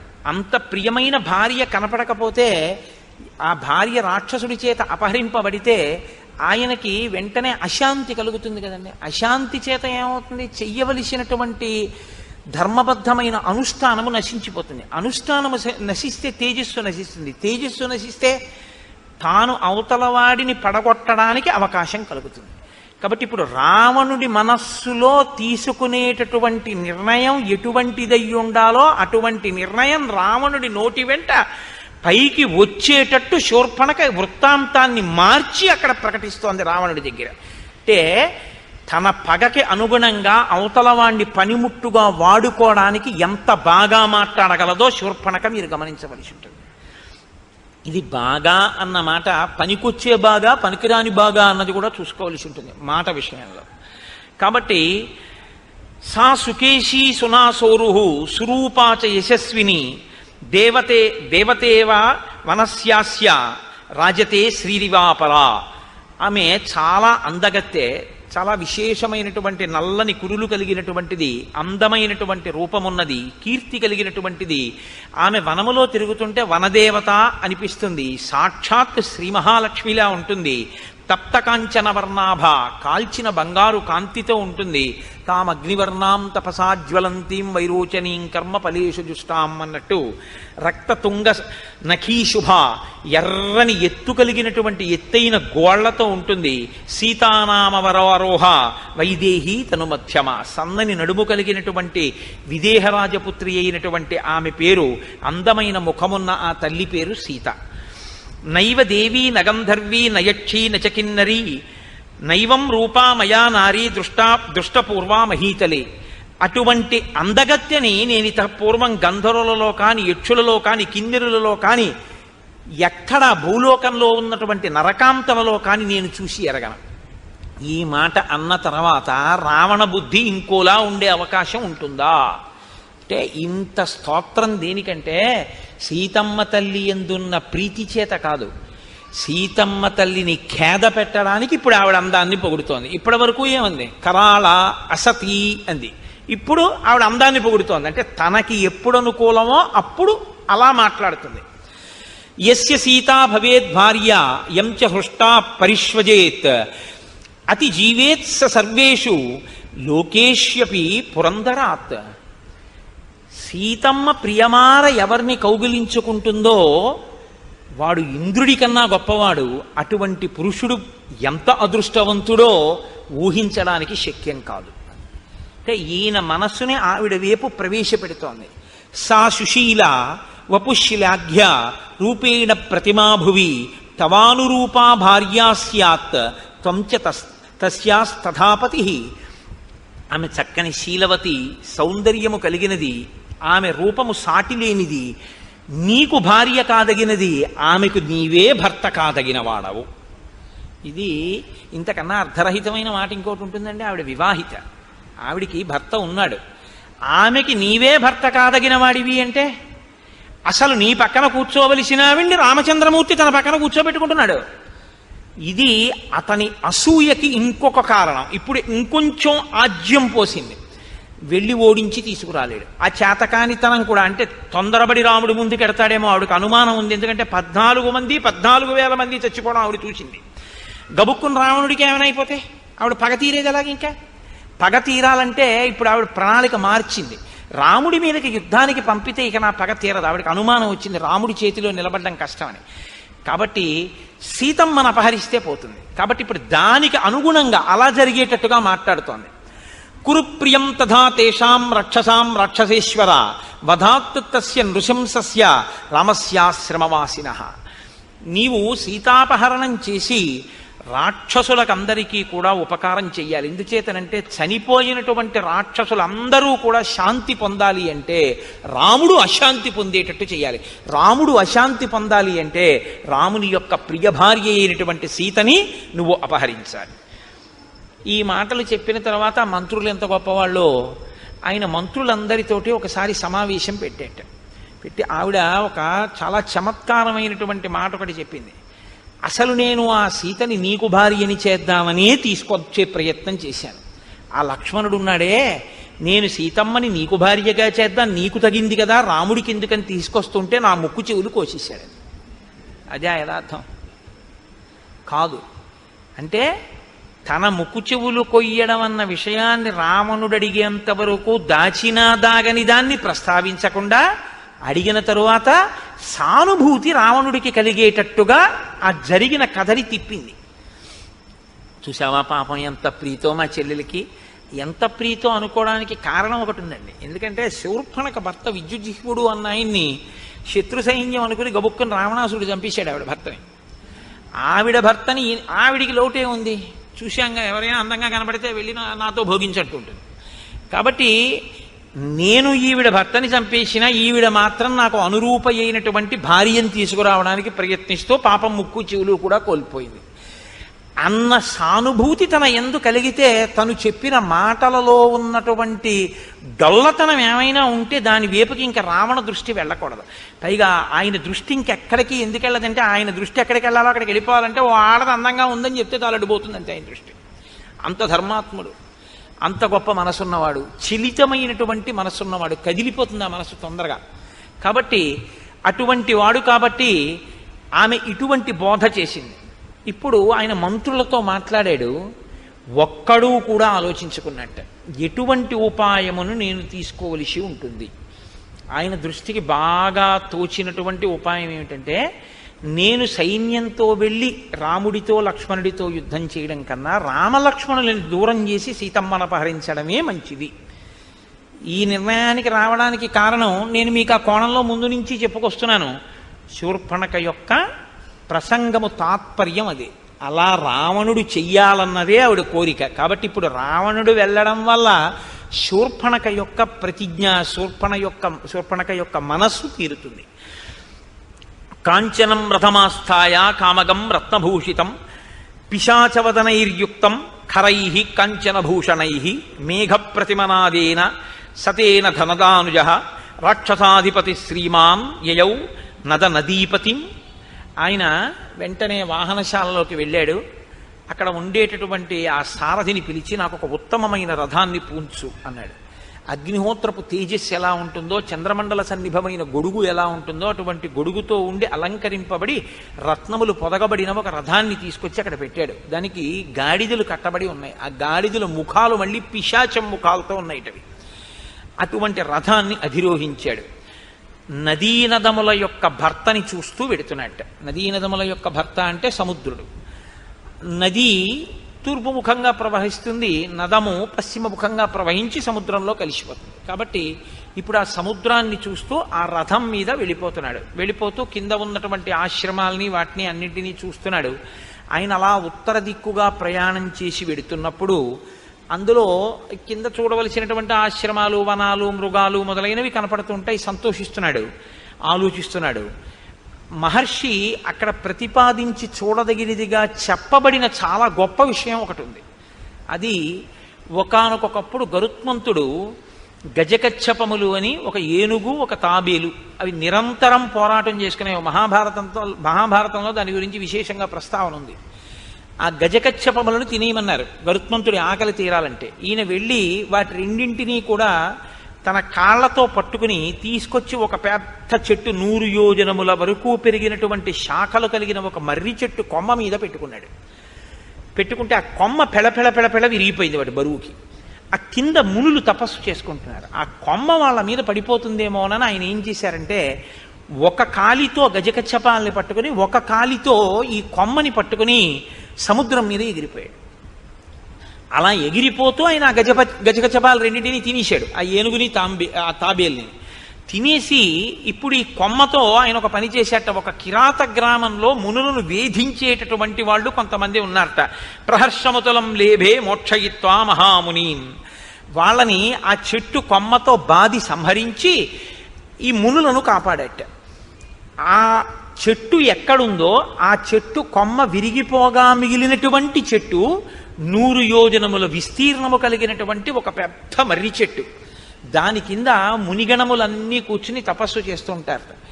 ఆంధ్రదేశంలో ఇలాంటి చెట్టు ఒకటి కర్నూలు జిల్లాలో అనుకుంటా చాలా పెద్దది ఉంది అని ఆ చెట్టుని చూడ్డానికి వెడుతుంటారు. నమో వృక్షేభ్యో హరికేశాయోపవీతినే పుష్టానాం పతయే నమో నమో అని కదా.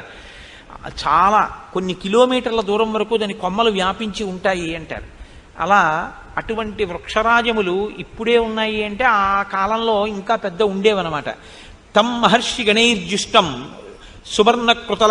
సుపర్ణకృతలక్షణం నామ్యాం సుభద్రం యగ్రోధం దదర్శ ధనదానుజ. సుభద్రం అనేటటువంటి పేరు కలిగిన ఆ మర్రి చెట్టుని ఈ రావణాసురుడు చూశాడు. అంత పెద్ద మర్రి చెట్టుని ఆయన మెల్లగా సముద్ర తీర ప్రాంతంలో అంటే ఉత్తర సముద్ర తీర ప్రాంతం దగ్గరికి వెళ్ళిన తర్వాత మారీచుని యొక్క ఆశ్రమాన్ని చూశాడంటే తన కార్యమును సాధించుకోవడానికి.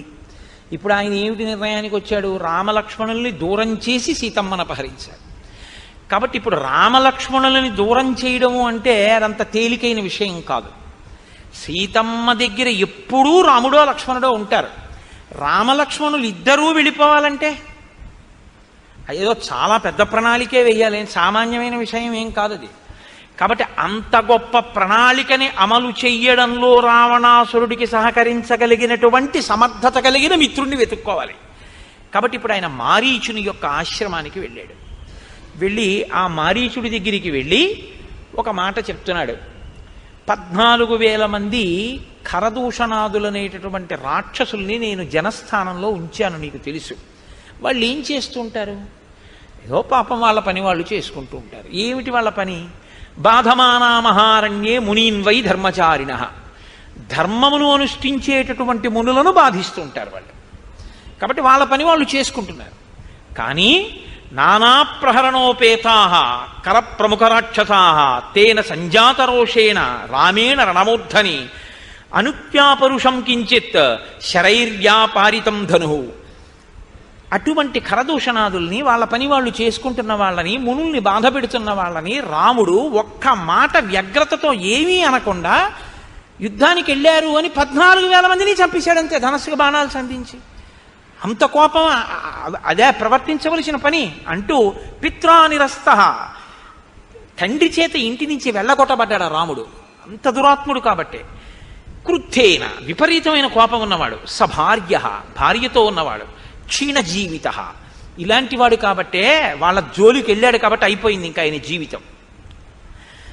సహంతా తస్య సైన్యస్య రామ క్షత్రియ పాంసన క్షత్రియులలో అధముడైనటువంటి రాముడు 14,000 మంది కరదూషణాదుల్ని సంహరించాడు.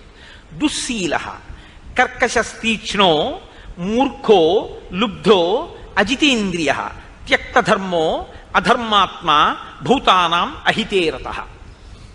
ఆయనకు అంతే అర్థమయ్యాడు రాముడు. అసలు ఆయన రాముడి దగ్గరికి వెళ్ళింది లేదు, రాముడి గురించి ఆయన తెలుసుకున్నది లేదు. కానీ ఎన్ని కితాబులు ఇచ్చేస్తున్నాడో చూడండి. దుశ్శీల సరి అయిన మంచి శీలము లేనివాడు, కర్కశుడు చాలా తీవ్రమైనటువంటి స్వభావం ఉన్నవాడు, మూర్ఖుడు అన్నిటినీ కోరుకునేటటువంటి వాడు, ఇంద్రియములను గెలవలేకపోయినవాడు, ధర్మమును విడిచిపెట్టినవాడు, అధర్మాన్ని అనుష్ఠించేవాడు, సమస్త భూతములకు కూడా అపకారం చేసేటటువంటి వాడు. అటువంటి రావణుడు అని వచ్చేస్తుంటుంది నాకు. కాబట్టి అటువంటి రాముణ్ణి నేను సంహరించాలి. ఏన వైరం వినారణ్యే సత్వమాశ్రిత్య కేవలం కర్ణనాసాపహరణాత్ భగినీమే విరూపిత.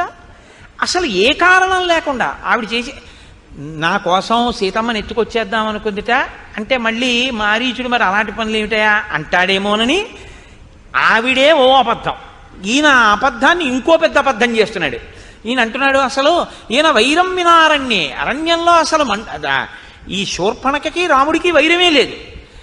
పాపం ఏదో ఆవిడ మానాన్ని ఆవిడ వెళ్ళిపోతాడు. చూశాడంతే రాముడు, గబగబా వచ్చి ముక్కు చెవులు కోసేశాడంతే. ఎందుకు కోసేశాడో తెలియదు, విరూపం చేసేశాడు నా చెల్లెల్ని. కాబట్టి తస్య భార్యాం జనస్థానాత్ సీతాం సురసుతోపమాం అనయిష్యామి విక్రమ్య సహాయస్తత్రమే భవ. కాబట్టి నేనిప్పుడు జనస్థానంలో ఉన్నటువంటి రాముని భార్య అయిన సీతమ్మని అపహరించి తేవాలి అని అనుకుంటున్నాను. సీతమ్మని అపహరించడం ఎందుకు అంటావా? సీతమ్మని అపహరించి తీసుకొస్తే ఆయన ప్రియ భార్య కనుక రాముడు శుష్కించిపోతాడు. శుష్కించిపోయిన రాముడి మీద నేను ప్రతీకారం తీర్చుకోవడం తేలికవుతుంది. అంటే ఇన్ అదర్ వర్డ్స్ అంటారు చూసారా, అలా ఇంకొక మాటగా చెప్పాలి అంటే ఇప్పుడున్న పరిస్థితుల్లో రాముణ్ణి నేను ఎదుర్కోలేను. తన పిరికితనాన్ని కూడా బయట పెట్టుకున్నాడని చెప్పవలసి ఉంటుంది. కాబట్టి నువ్వేమి చెయ్యాలి? నువ్వు తప్ప నాకిప్పుడు ఉపకారం చెయ్యగలిగినటువంటి మిత్రుడు కనపట్టలేదు.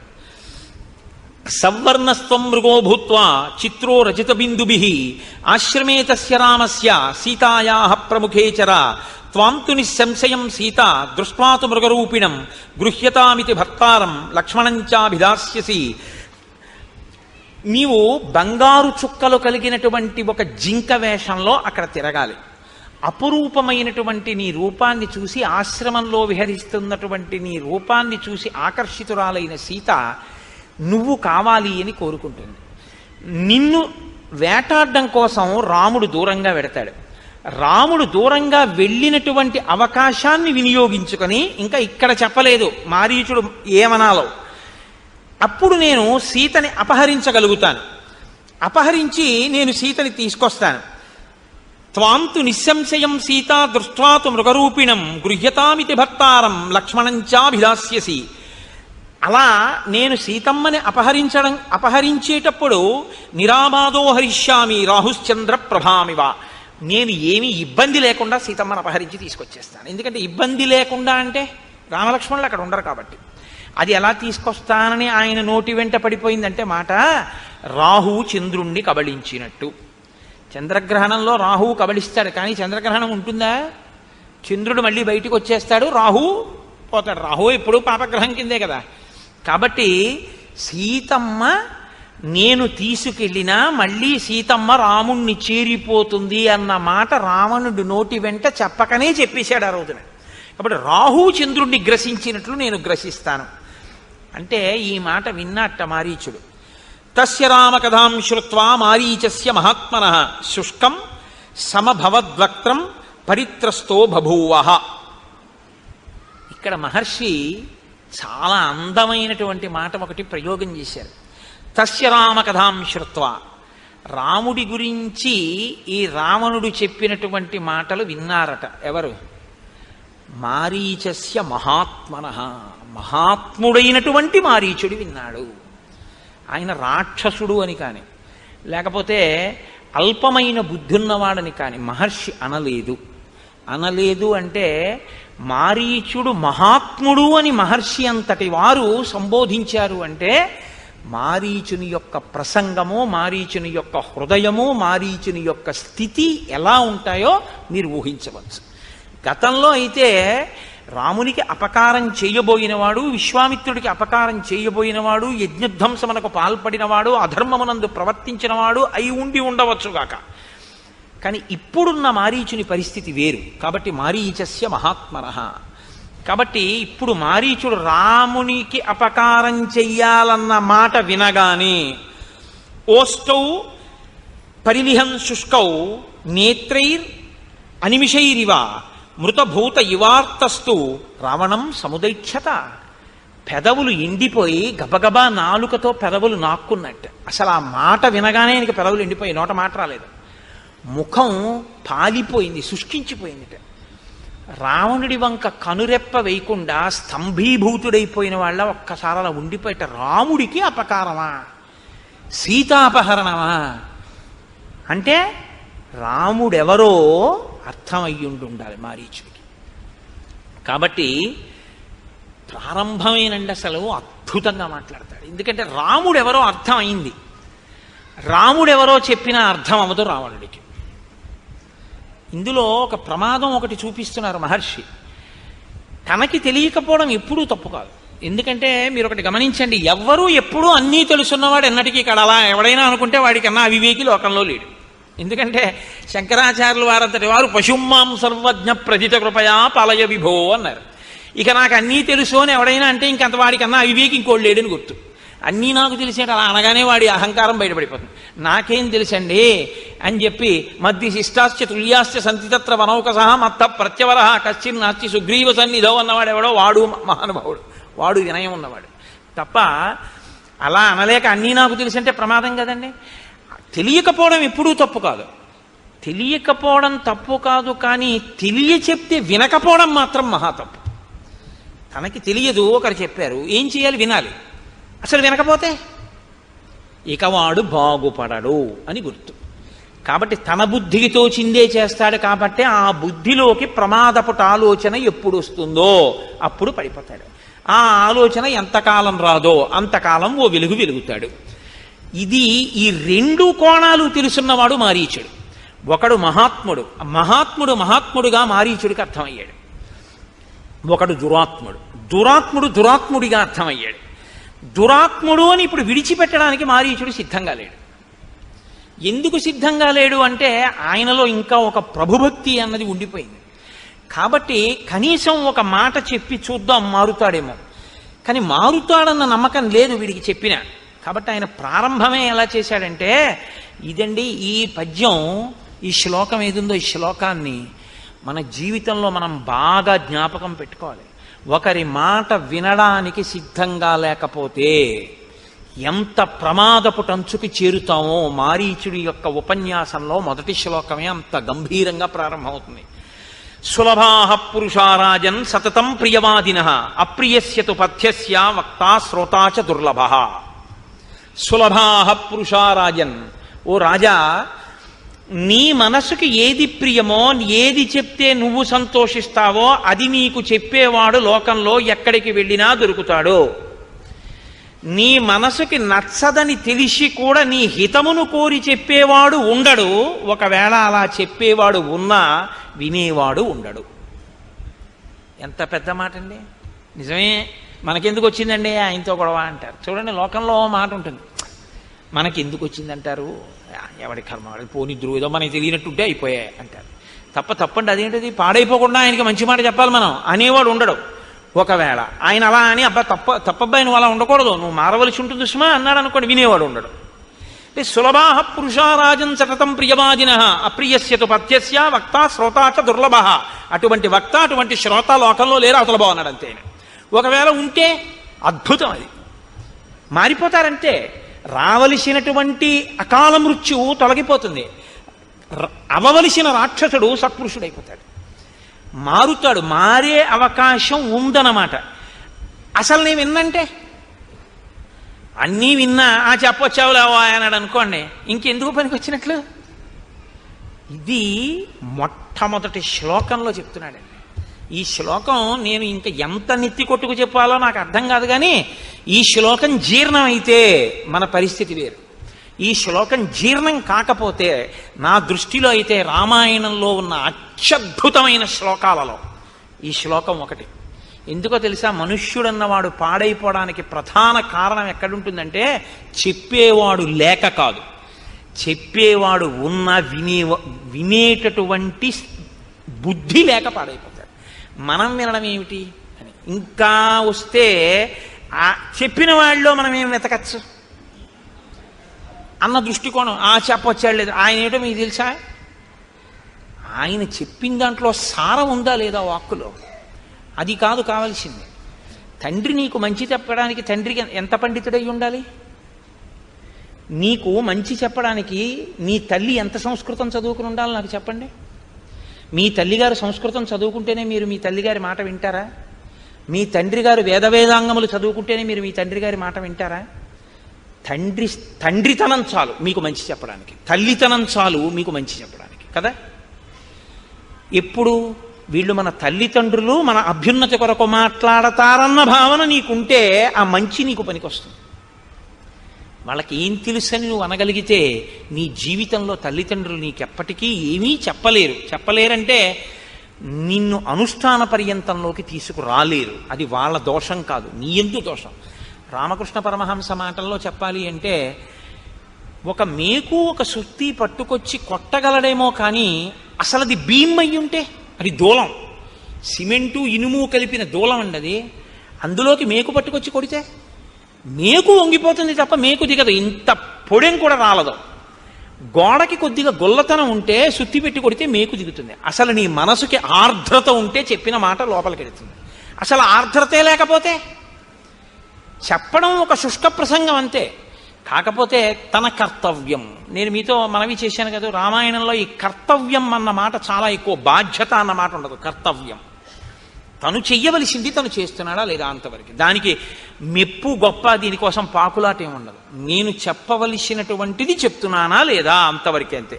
నేను చెప్పవలసింది చెప్పేశాను, నేను తీసుకొచ్చిన నీళ్లు కురిసేశానా లేదా, అనుకున్న మేఘం ఎటువంటిదో చెప్పాలనుకుని చెప్పేసినవాడు అటువంటి వాడు లోకము యొక్క హితము కొరకు. కాబట్టి సులభాహ పురుషారాజన్, నువ్వు సీతమ్మని ఎత్తుకొస్తాను అంటే బహుశా నీ మంత్రులు ఏం మాట్లాడుండరు, అలాగేనుంటారు. ఇది దాని ఉద్దేశ్యం. ఇంతకుముందు మాట్లాడాడుగా. కానీ నీ హితమును కోరి కష్టమైన మాటలా అనిపించినా చెప్పేవాడు ఉంటాడు, వినేవాడు మాత్రం దొరుకుతాడని నమ్మకం లేదు. సాహసించి చెప్పేవాడు కూడా ఉండడు, మనకెందుకు వచ్చిన గొడవ అని తప్పుకుంటారు. కాబట్టి అసలు ఈ మొట్టమొదటి శ్లోకం అర్థమైతేనండి ఇక రామాయణం లేదు, అయిపోయింది రామాయణం ఇక్కడితో. ఎందుకో తెలుసా అండి? వెంటనే లంకకి వెళ్ళి శూర్పణఖని లాగి లెంపకాయ కొట్టి తీసుకెళ్లి రాముడి కాళ్ళ మీద బారేసి తాను కాళ్ళ మీద పడిపోయి బుద్ధి గడ్డి తిని సీతమ్మని ఎత్తుకెడదాం అనుకున్నానండి, నాది తప్పైపోయింది, నా బుద్ధి మారింది, మీరెవరో తెలుసుకున్నాను, నేను కూడా నా తపస్సుని ఇంకా ధర్మం కోసమే ఉపయోగిస్తానని రావణుడు అని ఉంటే అసలు ఇంకా మిగిలిన కాండలు లేవు, రేపే మంగళం చెప్పేయడమే. వినకపోవడం వల్ల కదండి కథ అంతా నడిచింది. వినకపోతే ఎంతమంది పాడవుతారో కూడా చెప్తాడు మారీచుడు. ఒక్క స్థానంలో ఉన్నవాడు వాడు కూర్చున్న స్థానాన్ని బట్టి వినకపోవడం అన్న ఫలితం ఉంటుంది. వాడు ఒక సామాన్య వ్యక్తి అనుకోండి, అక్కడి వరకే పోతుంది. ఇంటి యజమాని అనుకోండి, ఇల్లు పోతుంది. ఆయన ఒక కార్యాలయంలో అధికారి అనుకోండి, ఆఫీస్ పోతుంది. ఆయన ఒక దేశాధినేత అనుకోండి, ఆ దేశమే నశించిపోతుంది పుత్రమిత్ర కలత్రాదులతో ససైన్యంగా. నువ్వు మాట బాగా వినాలి, ఎందుకంటే నువ్వు చాలా పెద్ద స్థానంలో ఉన్నావు. నువ్వు వినకపోవడం నీతో పోదు, నీతో ఉన్న వాళ్ళందరూ పోతారంటాడు మారీచుడు. అసలు నిజంగా వినకపోవడం అనేటటువంటిది ఎంత ప్రమాదమో, అసలు ఉపన్యాసాన్ని ఇలా ప్రారంభించడం అనేటటువంటిది. అందుకు కదండి మారీచస్య మహాత్మనః అన్నాడు మహానుభావుడు వాల్మీకి మహర్షి. కాబట్టి నమానం బుద్ధ్యసే రామం మహావీర్యం గుణోన్నతం అయుక్తచారశ్చపలో మహేంద్రవరుణోపమం. అసలు ప్రారంభమే. రావణాసురుణ్ణి ఆయన సంబోధించిన తీరు చూడండి ఎలా మొదలుపెట్టాడు. ఒక్కొక్కసారి మర్యాదగా మాట్లాడి బాగు చేద్దామంటే కుదరదు, అత్యంత ప్రమాదకరమైనటువంటి రీతిలో ఉన్న ఏదో కొద్దిగా ఒళ్ళు వేడిగా ఉందనుకోండి, ఫోన్లో ఇవాళ చూద్దాం రేపు పెడదాం హాస్పిటల్ కంటే పర్వాలేదు. వాంతులు విరేచనాలు కూడా అవుతున్నాయి అనుకోండి, ఓ గంట పెడదామంటే పర్వాలేదు. ఊపిరి అందకపోతే వెళ్ళిపోవాలంతే వెంటనే. అప్పుడు ఇంకా కారు ఉంటే కారు, బండి ఉంటే బండి, మోటార్ సైకిల్ ఉంటే మోటార్ సైకిల్, ఏమీ లేకపోతే భుజం మీద వేసి పట్టుకుపోవాలంతే తప్ప కరెంట్ లేదండి, లిఫ్ట్ లేదండి, ఇప్పుడు ఎలా దింపుతామండి అందులో చూద్దామండో అరగంట పోయా కరెంట్ వస్తుంది అంటారా? ఈడి చేయాలి కిందకి అవసరమైతే, పట్టుకుపోవాలంతే. అప్పుడు ఇక గౌరవం అన్న మాటతో సంబంధం లేదు. మనిషి చాలా ప్రమాదపుట ఆలోచనతో ఉన్నాడు. భజ గోవిందం భజ గోవిందం గోవిందం భజ మూఢమతే అన్నారంతే శంకర భగవత్పాదులు. అవసరాన్ని బట్టి సంబోధన అలా ఉంటుంది, ఆ పరిస్థితిని బట్టి అలా మాట్లాడవలసి ఉంటుంది. మనం మాట్లాడటల్లా పిల్లల విషయంలో ఆ పరిస్థితి యొక్క వ్యగ్రతని బట్టి సంబోధన ఉంటుంది. ఇది తెలుసున్నవాడు మహానుభావుడు. అందుకని ఎలా సంబోధించాడు అంటే, అయుక్తచార చపలో, ఒరే నీకు చారులు లేరు. చారులంటే గూఢచారులు. అసలు విషయమేమిటి అని చెప్పేవాడు నీకు లేడు. అసలు ఉన్న విషయాన్ని ఉన్నట్టు చెప్తే వినగలిగినటువంటి ఓపిక నీకు లేదు. నువ్వు ఏడుస్తావు. నీకన్నా ఎవడైనా బలవంతుడు ఉన్నాడు, మంచివాడు ఉన్నాడంటే నువ్వు వినవు. చెప్పలో నీ బుద్ధి ఎప్పుడు కదిలిపోతుంది, నీ మనసు స్థిరమైంది కాదు. ఈ రెండిటితోటి సంబోధించాడు. రాజుగా అలా విఫలం, వ్యక్తిగా ఇలా విఫలం. కాబట్టి నువ్వు ఇప్పుడు రెండూ దిద్దుకోవాలి. వ్యక్తిగా దిద్దుకోవాలి, రాజుగా దిద్దుకోవాలి. నువ్వు అసలు రెండిటికీ పనికి మాలిన వాడివి. అసలు ఒక వ్యక్తిగా ఉండడానికి నీకు అర్హత లేని తనంతో ఉన్నావు. నువ్వు చాలా చపలంగా ఉంది నీ మనసు. అసలు నీ మనసుకి ఒక నిలకడన్నది లేదు. ఇలాంటి దాన్ని ఎలా నిలబెట్టావురా తపస్సు అన్న మాటతో? ఈ మాటకి తీర్పు ఎక్కడుందో తెలుసా అండి? అయుక్తచార చపలో. ఈ చపలో అన్న మాట రావణుడి పట్ల పదే పదే వాడారు. ప్రయత్నం చేసి మారుతాడేమో అన్న వాళ్ళందరూ సీతమ్మ ఇదే అంది, హనుమ ఇదే అన్నారు. ఆఖరికి మండోదరంది చచ్చిపోయిన తర్వాత, రాముడు ఎక్కడ చంపేశాడయా? చలితం చలితేంద్రియం, నీ ఇంద్రియాలు కదిలిన నీ మనస్సు నిన్ను చంపేశాయి అన్నారు. దీని డిజాస్టర్ అంటారే, దీని ప్రమాదం ఎక్కడొస్తుందో ఆ ప్రమాదాన్ని అక్కడ వరకు లెక్క కట్టి దాంతో సంబోధించి మాట్లాడాడు. మహాత్మనః కాకపోతే ఎవరండి ఆయన? అందుకని మారీచుడు రాక్షసుడు కావచ్చు ఒకప్పుడు, ఇప్పుడు మహాత్ముడే. కాబట్టి ఆయన రాముడి గురించి ఏమిటో నువ్వు మాట్లాడతావు? ఎన్ని కితాబులు ఇచ్చి మాట్లాడావు? అధర్మాత్ముడు అన్నావు, ఇంద్రియములను జయించని వాడన్నావు, తండ్రి ఇంట్లోంచి బయటికి తోసేశాడన్నావు, కారణం లేకుండా విరూపని చేశాడన్నావు. ఇన్ని మాటలు అన్నావుగా. ఇప్పుడు నేను చెప్తాను విను. ననూనం బుద్ధ్యతే రామం మహావీర్యం గుణోన్నతం. ఆయన చాలా గొప్ప వీర్యం ఉన్నవాడు. ఎంతమందినైనా తాను లోపల కదలకుండా కదల్చగలడు, పడగొట్టగలడు. తను లోపల కదిలిపోడు. ఆయన అంత అచలమైన వాడు, నువ్వో చంచలమైన వాడివి. ఆయనవి సముధికమైనటువంటి గుణాలు. ఎన్ని గుణముల యొక్క రాశి రామచంద్రమూర్తి. నువ్వో నిర్గుణుడవు. అసలు గుణం ఉండడానికి మనసు నిలబడితేగా నీకు. అసలు నీకు మనసు లేకపోవడమే నీకున్న ఒక పెద్ద గుణం. నువ్వు ఆయన గురించి మాట్లాడడం ఏమిటి? ఎంత ధైర్యంగా మాట్లాడుతున్నాడంటే రావణుడితో ఇంత ధైర్యంగా మాట్లాడడం, ఇంత నిలదీసి మాట్లాడడం మీకు రామాయణంలో ఎక్కడా కనబడదు.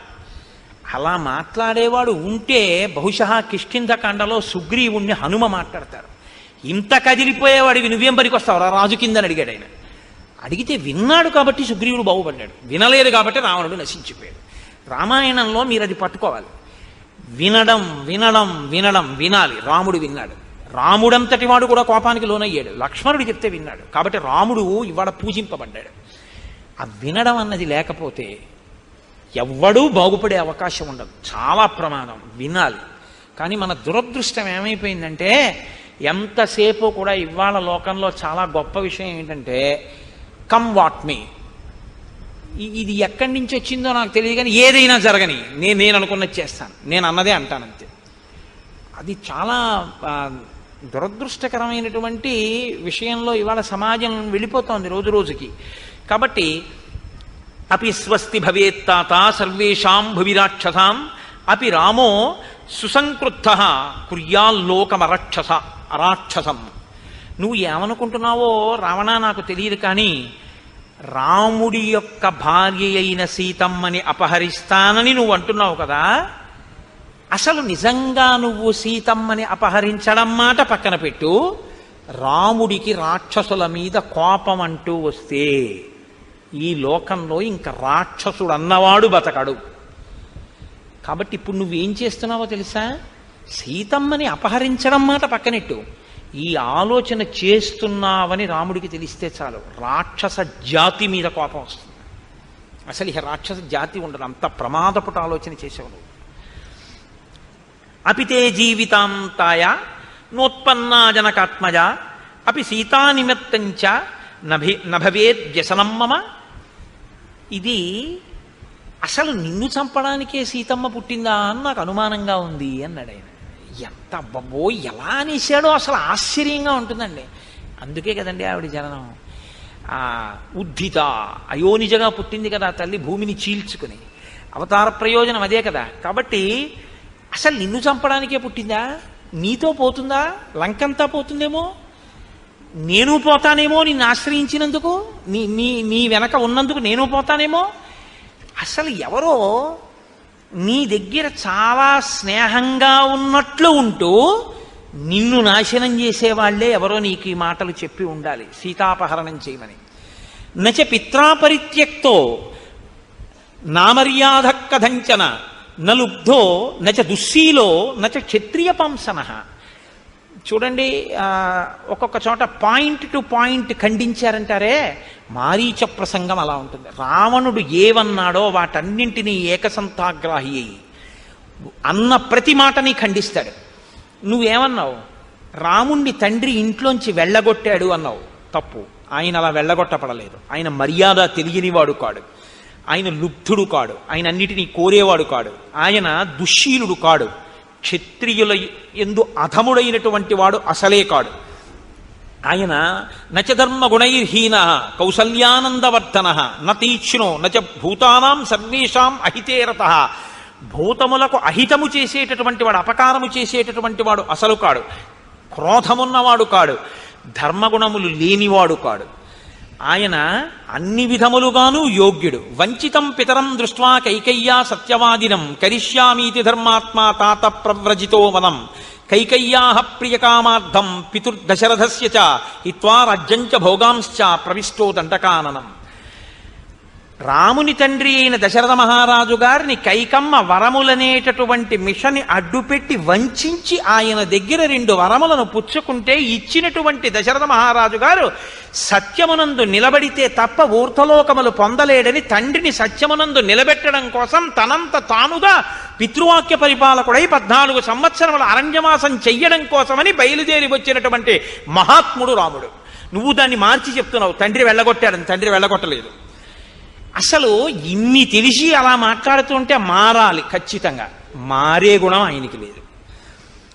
రామో విగ్రహవాన్ ధర్మ సాధు సత్యపరక్రమ రాజా సర్వస్య లోకస్య దేవానాం అఘవానివ. రామో విగ్రహవాన్ ధర్మ, ధర్మాన్ని తీసుకొచ్చి ఒక చోట రాశీభూతంగా నిలబెట్టి ప్రాణం పోస్తే ఆ ధర్మం కదిలి వెడుతుంటే చూడాలి అనుకుంటే అదే రాముడు. రాముడు కదిలి వెడుతున్న ధర్మం. ధర్మానికి హాని చేద్దామనుకున్నవాడు బతికి పట్టకట్టడం. సాధువు, ఆయన సత్పురుషుడు. సత్యపరాక్రమ, ఆయన నిరంతరము సత్యమునే అనుష్ఠిస్తాడు. కాబట్టి అదే ఆయన పరాక్రమం. కాబట్టి చెక్కు చెదరదది. రాజా సర్వస్య లోకస్య, రాముడు ఇక్కడ కాదు, ఈ రాజ్యానికి కాదు, సమస్త లోకములకు రాజు. అంటే ఆయన ఎవరో, రాముడెవరు అన్న సత్యాన్ని మారీచుడు గ్రహించగలిగాడు. దేవానాం అథవానివ, దేవతలకు ఇంద్రుడు ఎటువంటి వాడో రాముడు అటువంటి వాడు. నువ్వు సీతమ్మను అపహరిస్తానన్నావుగా, కథం తం తస్య వైదేహీం రక్షితాం స్వేన తేజస ఇచ్చసి ప్రసభం హర్తుం ప్రభామివ వివస్వతః. ఆ సీతమ్మ రాముని చేతనే రక్షింపబడుతుంది, రామలక్ష్మణులని దూరంగా పంపితే నువ్వు అపహరించగలని అనుకుంటున్నావు. పిచ్చాడా? సీతమ్మ తన తేజస్సుతో తనని తాను రక్షించుకుంటుంటుంది. ఆమె తేజస్సు ఏమిటో తెలుసా? ఆవిడ పాతివ్రత్యమే. పాతివ్రత్యం ఉన్న సీతమ్మని నువ్వు అపహరించలేవు అంటే మీరు ఒక విషయాన్ని ఖండితంగా తెలుసుకోవలసి ఉంటుంది. బంగారు చుక్కలున్న మృగంగా మారీచుడు వెళ్ళినా ఆయనకు ఒక విషయం తెలుసు. నేను హా సీత హా లక్ష్మణ అంటూ పడిపోయినా సీతాపహరణం రావణుడు చెయ్యలేడు. సీతాపహరణం అంటూ జరిగితే సీతమ్మ వెళ్ళింది తప్ప సీతని రావణుడు అపహరించలేదు. సీతమ్మే వెళ్ళడం అంటూ జరిగితే అది రావణ సంహారానికే వచ్చింది తప్ప ఇంకో ప్రయోజనానికి కాదు. కాబట్టి నేను నిమిత్తం, వాడు అనుకుంటున్నాడు నేను ఎడితే వాడు ఎత్తుకెళ్ళగలని ఒత్తి మాట. లేకపోతే ఈ మాట ఎలా చెప్పగలడండి మహాత్మనః? కాబట్టి కథం తం తస్య వైదేహీం రక్షితాం స్వేన తేజస, తన తేజస్సుతో తనని తాను రక్షించుకుంటుంటుంది ఆవిడ. ఇచ్చసి ప్రసభం హర్తుం ప్రభామివ వివస్వత. ఏమిట్రా బలవంతంగా పట్టుకొస్తానంటే ఏమిట్రా? ఎంత బలం ఉంటే మాత్రం సూర్యుడి కాంతిని పట్టరా చూస్తాను. నీకు బలం ఉండొచ్చు, బలం ఉంటే సూర్యుడి కాంతి పట్టుకెళ్ళిపోగలవా? అదిలా. ఇప్పుడు మీకు బలం ఉందండి, ఒక ఉదాహరణ బాగా చెప్పాలంటే కోటేశ్వరారు మెళ్ళలో రుద్రాక్షమాలు లాగేయచ్చు, కోటేశ్వరారు ఉత్తరీయం లాగేయచ్చు. కోటేశ్వరరావు గారు మాట్లాడేటటువంటి విధానాన్ని మీరు లాగేయలేరుగా. అది కోటేశ్వరరావు గారిలో అంతర్గతమైన శక్తి. అంటే ఇదేదో పెద్ద గొప్ప విషయం, నేనేదో పెద్ద భక్తనని నేను మాట్లాడలేదు, ఒక ఉదాహరణకి చెప్పాను అంతే. నాది నా విభూతి, నేను నా విభూతి రెండు విడదీయబడవు. రాముని విభూతి, రామశక్తి సీతమ్మ. రాముడి నుంచి రామశక్తి ఎందుకు విడుతుంది? విడదు. విడితే దాని అర్థం ఏమిటో తెలుసా? మహామాయా విశ్వం భ్రమయతి పరబ్రహ్మ మహిషి. నీ కొంప ముంచడానికి రావాలి ఆవిడ, అంతే తప్ప ఇంకోటి కాదు. నీకు అర్థం కావట్లేదు చెప్తే వినవు, నాకు తెలుసు, అయినా చెప్తాను, నా కర్తవ్యం. కాబట్టి బలాత్కారంగా తీసుకెళ్లడం అన్నది కుదిరే పని కాదు. నీకు చెప్తున్నాను, సూర్యకాంతిని తీసుకెళ్లలేవు. అప్రమేయం హి తత్తేజో యస్య సా జనకాత్మజ నత్వం సమర్థతాం హర్తుం రామ చాపాశ్రయామ్మనే. నీవు ఆ సీతమ్మని తీసుకెళ్ళిపోతా అంటున్నావు కదా. అప్రమేయం హి తత్తేజో, అసలు ఆవిడ యొక్క తేజస్సు, ఆవిడ రక్షించుకోగలిగిన సమర్థతే కాకుండా ఆవిడ తేజస్సుతో ఆవిడ ఏ ఏ పనులు చెయ్యగలదు అన్నదాన్ని ఊహించడం సాధ్యం కాదు. ఇప్పుడు నువ్వు ఆవిడ జోలికెడితే ఆవిడ తేజస్సు ఆవిడ్ని రక్షించుకోవడానికి పనికి రావడమే కాదు, నిన్ను లంకని నాశనం చేయడానికి పనికొస్తుంది ఆ తేజస్సు. ఏమిటనుకుంటున్నావు? ఇదేగా చిట్ట భాస్కర రామాయణంలో భాస్కరుడు అంటాడు, నీకంఠర్పిత కాలపాశము శిరో నిర్ఘాత పాతంబు లంకౌక సంచయ కాళరాత్రి గళబద్ధోదగ్రకాలాహి కన్యాకారాగత మృత్యువున్ జనక కన్యన్వేగ నొప్పించి అంటాడు. పిచ్చాడా అలా అనుకుంటున్నావు? సీత అంటే నీకు కనబడినట్టు అనుభవైక వేద్యమైన ఒక స్త్రీ కాదంటాడు. అది ఆయనకి అర్థం కాకుండా ఉంచడం, అర్థమయ్యేటట్టు ఒకణ్ణి అనుగ్రహించడం మాయ యొక్క స్వభావం. పరబ్రహ్మ మహిషి. అందుకు కదండి శివధనస్సు ఎక్కుపెట్టినవాడు, ఉంచినవాడు, అటువంటి ఎవడు మాయని భరించగలడో, వహించగలడో, నియమించగలడో వాడు పురుషోత్తముడు, వాడు పరబ్రహ్మం. పరబ్రహ్మము యొక్క శక్తి మాయ. కాబట్టి నీకేం తెలుసు? ఆవిడ వల్ల పాడైపోతావు, నశించిపోతావు. ఇది అందుకని మహాత్మనః. అసలు నరుడిగా ఉన్న రాముడు ఎవరో కూడా చెప్పగలుగుతున్నాడు మారీచుడు. ఇవాళ ఆయన తపస్సు ఎలా చేశాడన్నది పక్కన పెట్టండి, ఆయనకు ఒక సత్యం ద్యోతకమైంది, ఒక గొప్ప సత్యం ద్యోతకమైంది మారీచుడికి. కాబట్టి అటువంటి సీతమ్మని నువ్వు అపహరించి తేవడం అనేటటువంటిది కుదరదు. తస్య సా నరసింహస్య సింహోరస్కస్య భామిని ప్రాణేభ్యోపి ప్రియతర భార్యా నిత్యమనువ్రత. ఆమె పాతివ్రత్యం ఏమిటో తెలుసా? నరులయందు సింహము వంటి వాడు రాముడు. సింహము యొక్క వక్షస్థలం ఎలా ఉంటుందో అటువంటి వక్షస్థలం అన్నవాడు రాముడు. అటువంటి రాముని యొక్క ప్రాణము వంటిది సీతమ్మ. ప్రాణం ఎక్కడుంటుందండి? గుండెల్ని కదా ఆధారం చేసి చెప్తాం. అంటే ఆయన గుండెల్లో ఆవిడుంది, ప్రాణంతో సమానమైనటువంటిది. ఆయనని నిత్యము అనువర్తిస్తుంది. నాకు ప్రాణం సీతమ్మ అంటే అంటావేమో, ఆమె ఆయన్ని అనువర్తిస్తుంది. నువ్వు తీసుకొచ్చినా నీ ప్రాణం పొడానికి పనికొస్తుంది. కాబట్టి పిచ్చాడా ఆవిడ్ని తీసుకొస్తానంటే ఏంటి? జీవితం చ సుఖం చైవ రాజ్యం చైవ సుదుర్లభం యదీచ్ఛసి చిరం భోక్తం మా కృధారామ విప్రియం. నీ జీవితం బాగుండాలనుకుంటున్నావా? సుఖంగా ఉండాలనుకుంటున్నావా? రాజ్యం బాగుండాలనుకుంటున్నావా? చాలా కాలం సుఖాలు అనుభవిద్దాం అనుకుంటున్నావా? మా కృధారామ విప్రియం. రామచంద్రమూర్తికి అపకారం చేద్దామన్న ఆలోచన అసలు చెయ్యకు. అసలు ఆలోచన చేయకు. నేను నయం చేయనన్నానని ఇంకోటి దగ్గరికి వెళ్ళకు. అసలు ఆలోచన వదిలిపెట్టేసి అంటూ నేను ఎప్పుడో ఒకనకొకప్పుడు పూర్వకాలంలో యజ్ఞధ్వంసం చేస్తూ ఉండేవాడిని. విశ్వామిత్ర మహర్షి దశరథ మహారాజు గారి దగ్గరికి వెళ్ళి రామలక్ష్మణుల్ని ఇద్దరినీ కూడా యజ్ఞరక్షణ కొరకు తీసుకొచ్చారు.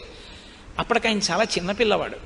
నేను విశ్వామిత్రుడు యాగం చేస్తుంటే ఆ యాగంలో తీసుకెళ్లి యాగభంగం చేయడం కోసమని వెయ్యకూడని పదార్థములు వేయడానికి దగ్గరగా వెళ్ళాను. పిల్లవాడే కదా, ఇతను ఏం చేస్తాడనుకున్నాను. అప్పటికి రాముడు ఎంతవాడో తెలుసా? రావణ అజాతవ్యంజన శ్రీమాన్ పద్మపత్ర నిభీక్షణ ఏకవస్త్రధరో ధన్వీ శిఖీ కనకమాలయ. అజాతవ్యంజన శ్రీమాన్, ఇంకా పురుష లక్షణములు పుట్టనివాడు, అంటే ఇంకా మీసాలు కూడా రాలేదు ఆయనకి. పద్మపత్ర నిభీక్షణ, చక్కటి ఆ కనుదోయి కలిగినటువంటి వాడు. పద్మపత్రములు ఎలా ఉంటాయో అటువంటి నేత్రములు కలిగినటువంటి వాడు. ఏకవస్త్రధరో ధన్వి, బ్రహ్మచర్యమునకు అనుగుణంగా ఏకవస్త్రం కట్టుకునేటటువంటి వాడు. శిఖి, పిలక పెట్టుకుని ఉంటాడు. కనకమాలయ, అటువంటి రామచంద్రమూర్తి బాలచంద్రుడు వస్తే ఎలా ప్రకాశిస్తుందో దండకారణ్యం ఆయన వస్తే అలా ప్రకాశించింది. చిన్న పిల్లవాడు వస్తే శోభయం దండకారణ్యం దీప్తేన స్వేన తేజస అదృశ్యతతో రామో బాలచంద్ర యువోదిత. బాలచంద్రుడి చేత ఆకాశము ప్రకాశించినట్టు దండకారణ్యమునకు వచ్చినటువంటి చిన్ని రాముని వలన అలా ప్రకాశించింది. నేను ఆ చిన్న రాముడు మన్నేం చేస్తాడని యజ్ఞభంగం చెయ్యబోయాను. ఆయన మానవాస్త్రం పెట్టి కొట్టాడు నన్ను. కొడితే 100 యోజనముల సముద్రం యువతలకొచ్చి నేను సముద్రంలో పడిపోయాను. నా అదృష్టం కొద్దీ ప్రాణాలు పోలేదు, బతికాను. అప్పటి నుంచి నాకు రాముడంటే చాలా భయం.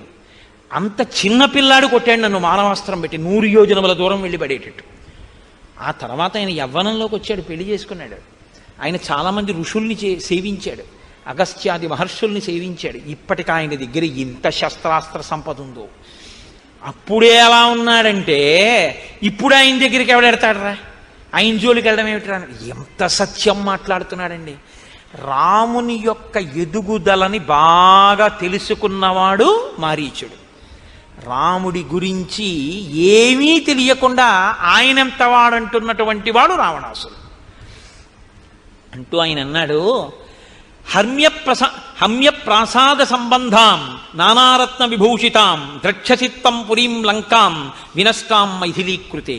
నువ్వే కాని సీతమ్మని తీసుకొచ్చే ప్రయత్నం చేశావో, అనేకమైన ప్రాసాదములతో ఇరుగ్గా ఉండేటటువంటి లంక, అంటే ఐశ్వర్యంతో అంత శోభిల్లుతున్న లంక, అంత సంతోషంగా భోగమనుభవిస్తున్న లంకావాసులు అందరూ నశించిపోతారు. రావణ పరదారాభిమర్శాత్ నాణ్యత్ పాపతరం మహత్ ప్రమదానాం సహస్రాణి తవ రాజన్ పరిగ్రహ.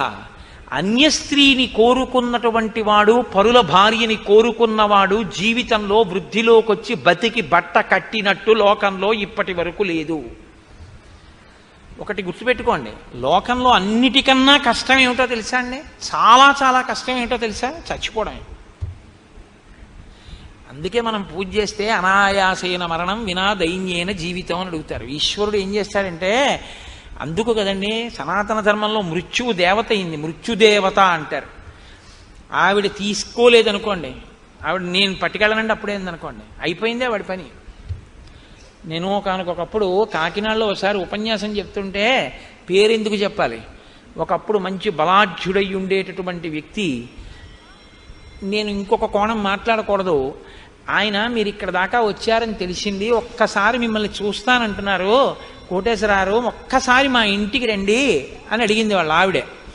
అడిగితే నేనన్నాను, ఎందుకమ్మా నేను రావడం ఎందుకు, వారం రోజుల నుంచి చెప్తున్నాడు కదా ఆయన రమ్మనండి ఒకసారి, ఇక్కడికి వచ్చి వింటారు కదా కాసేపు అన్నాను.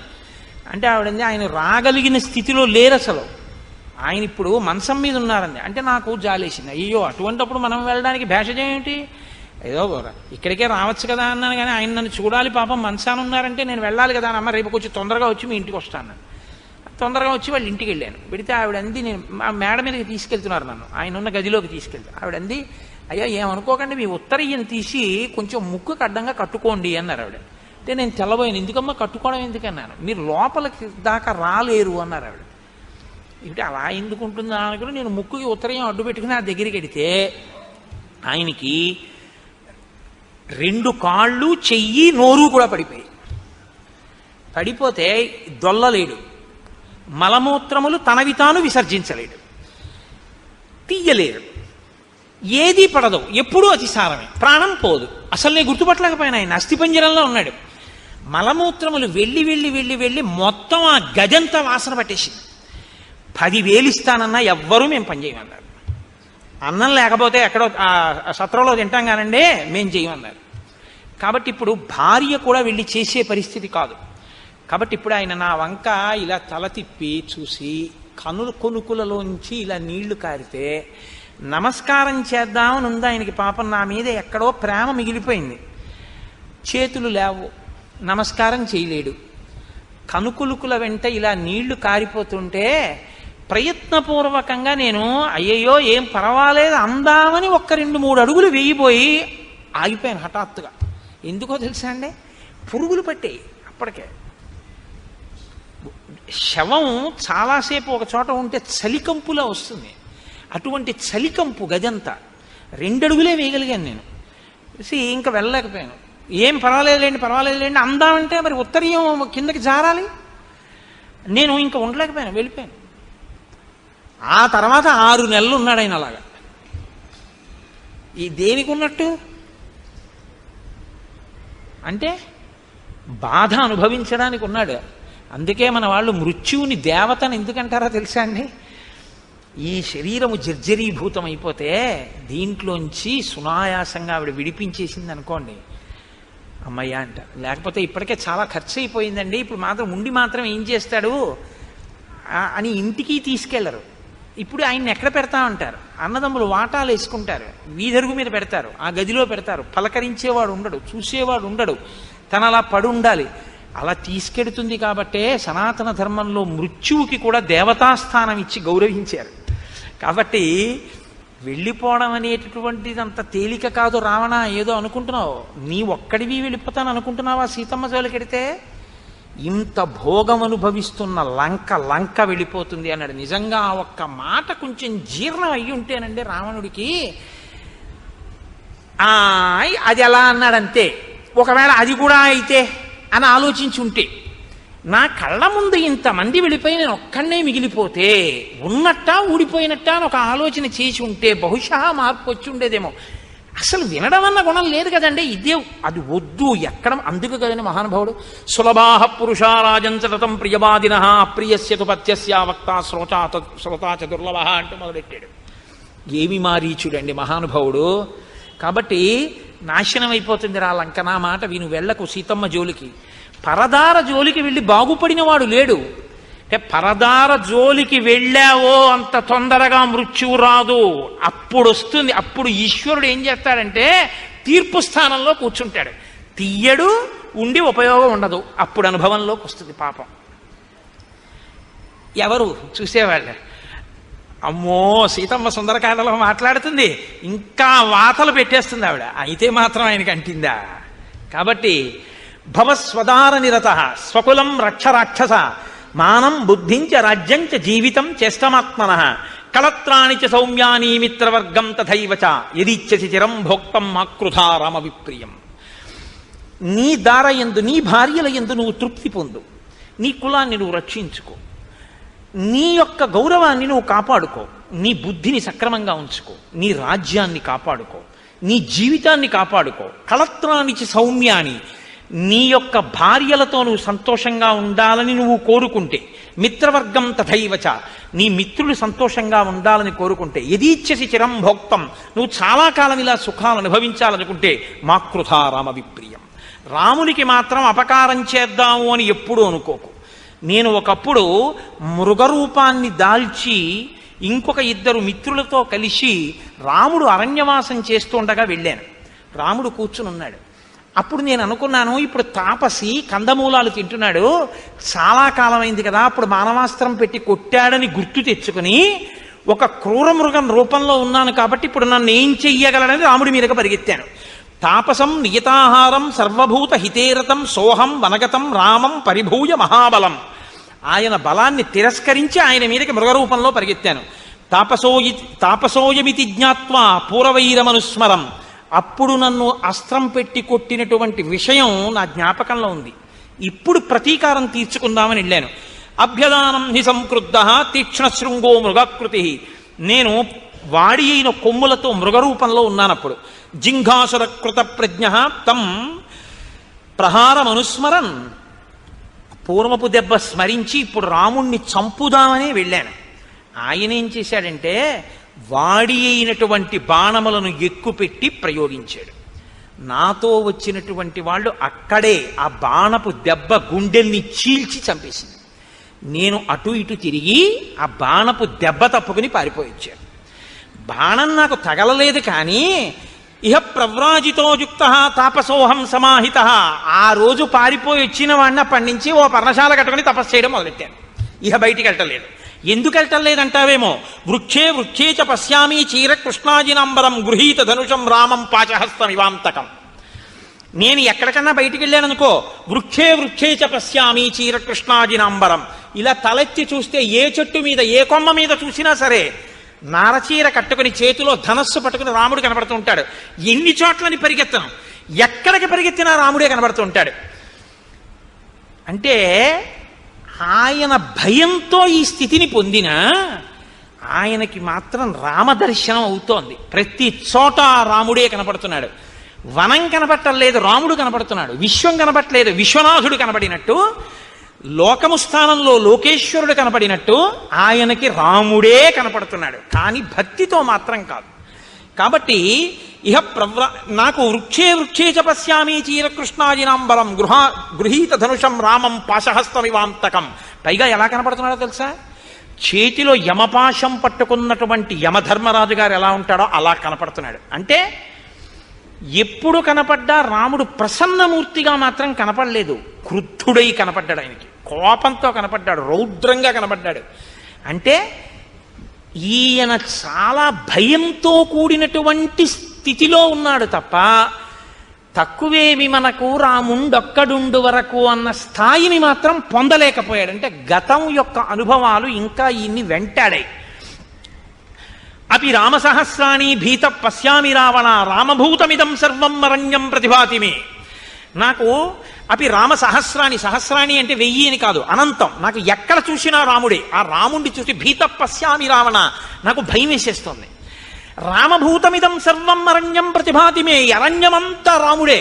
కొమ్మలు రాముడు, అదేంటి ఏదో సర్వం రామమయం అంటారు చూసారా, అసలు అలా కనపడింది మారీచుడికొక్కడికే. రామభూతమిదం సర్వం అరణ్యం ప్రతిభాతిమే, నాకు ఈ అరణ్యమంతా రాముడై ప్రకాశిస్తోంది. నాకు ఇంకా చెట్లు, కొండలు, గుట్టలు, ఏర్లు, సెలయేర్లు, నదులు, నదములు ఇవేం నాకు కనపడవు, నాకు అన్నీ రాముడే. కాబట్టి నాకు భయం.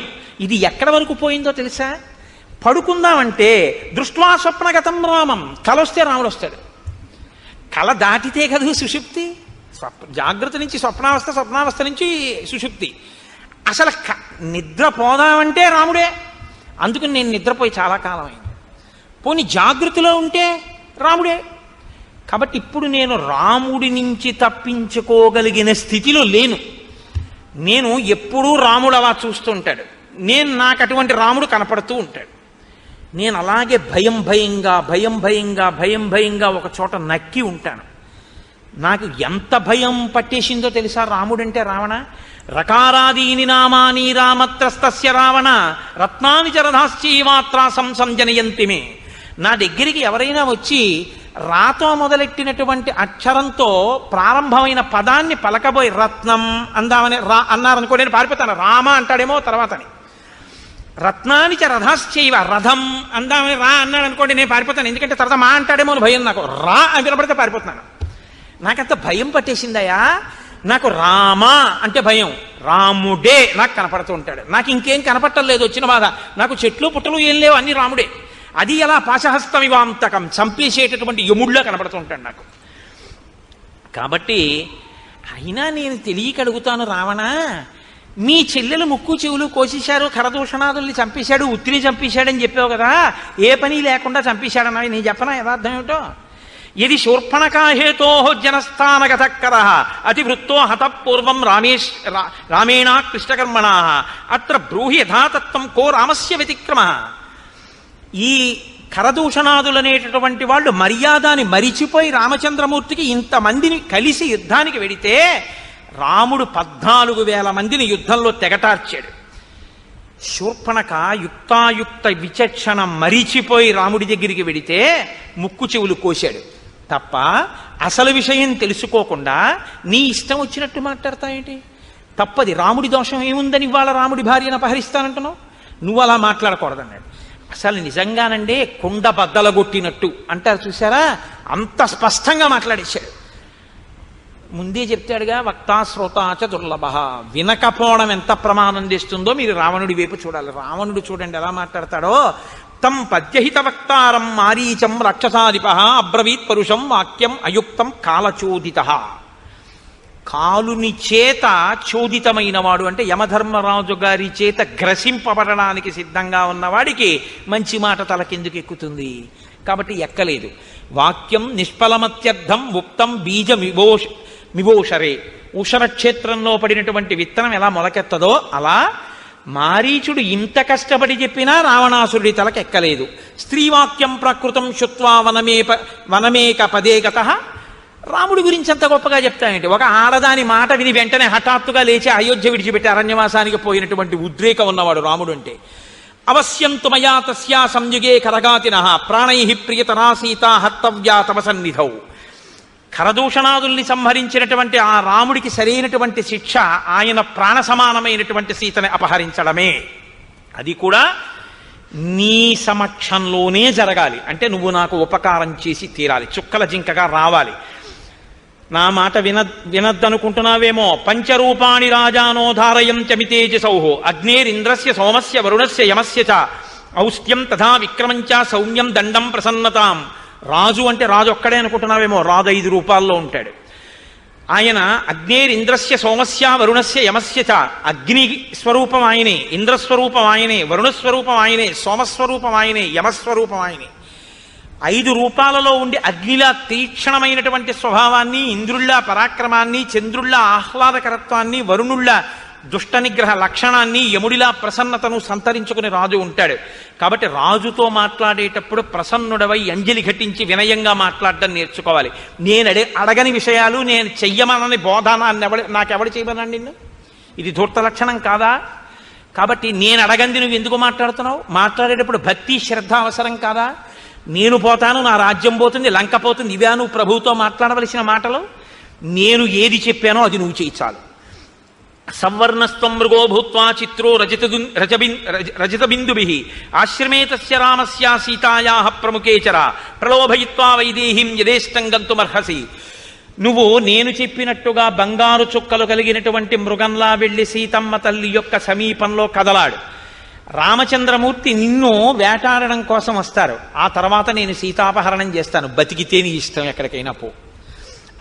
అపక్రాంతే తు కాకుత్సే దూరం యాత్వాప్యుదాహర హాసీతే లక్ష్మణేత్యేవం రామవాక్యానురూపకం. రామచంద్రమూర్తి కంఠం ఎలా ఉంటుందో అలాంటి కంఠాన్నే నువ్వు అనుకరిస్తూ హా సీత హా లక్ష్మణ అని దూరంగా వెళ్ళిన తరువాత అరవాలి. అరిస్తే రాముడికి అపకారం జరిగిందనుకుని లక్ష్మణుడు వెళ్ళిపోతాడు. లక్ష్మణుడు వెళ్ళిపోతే నీ సీతను అపహరిస్తాను.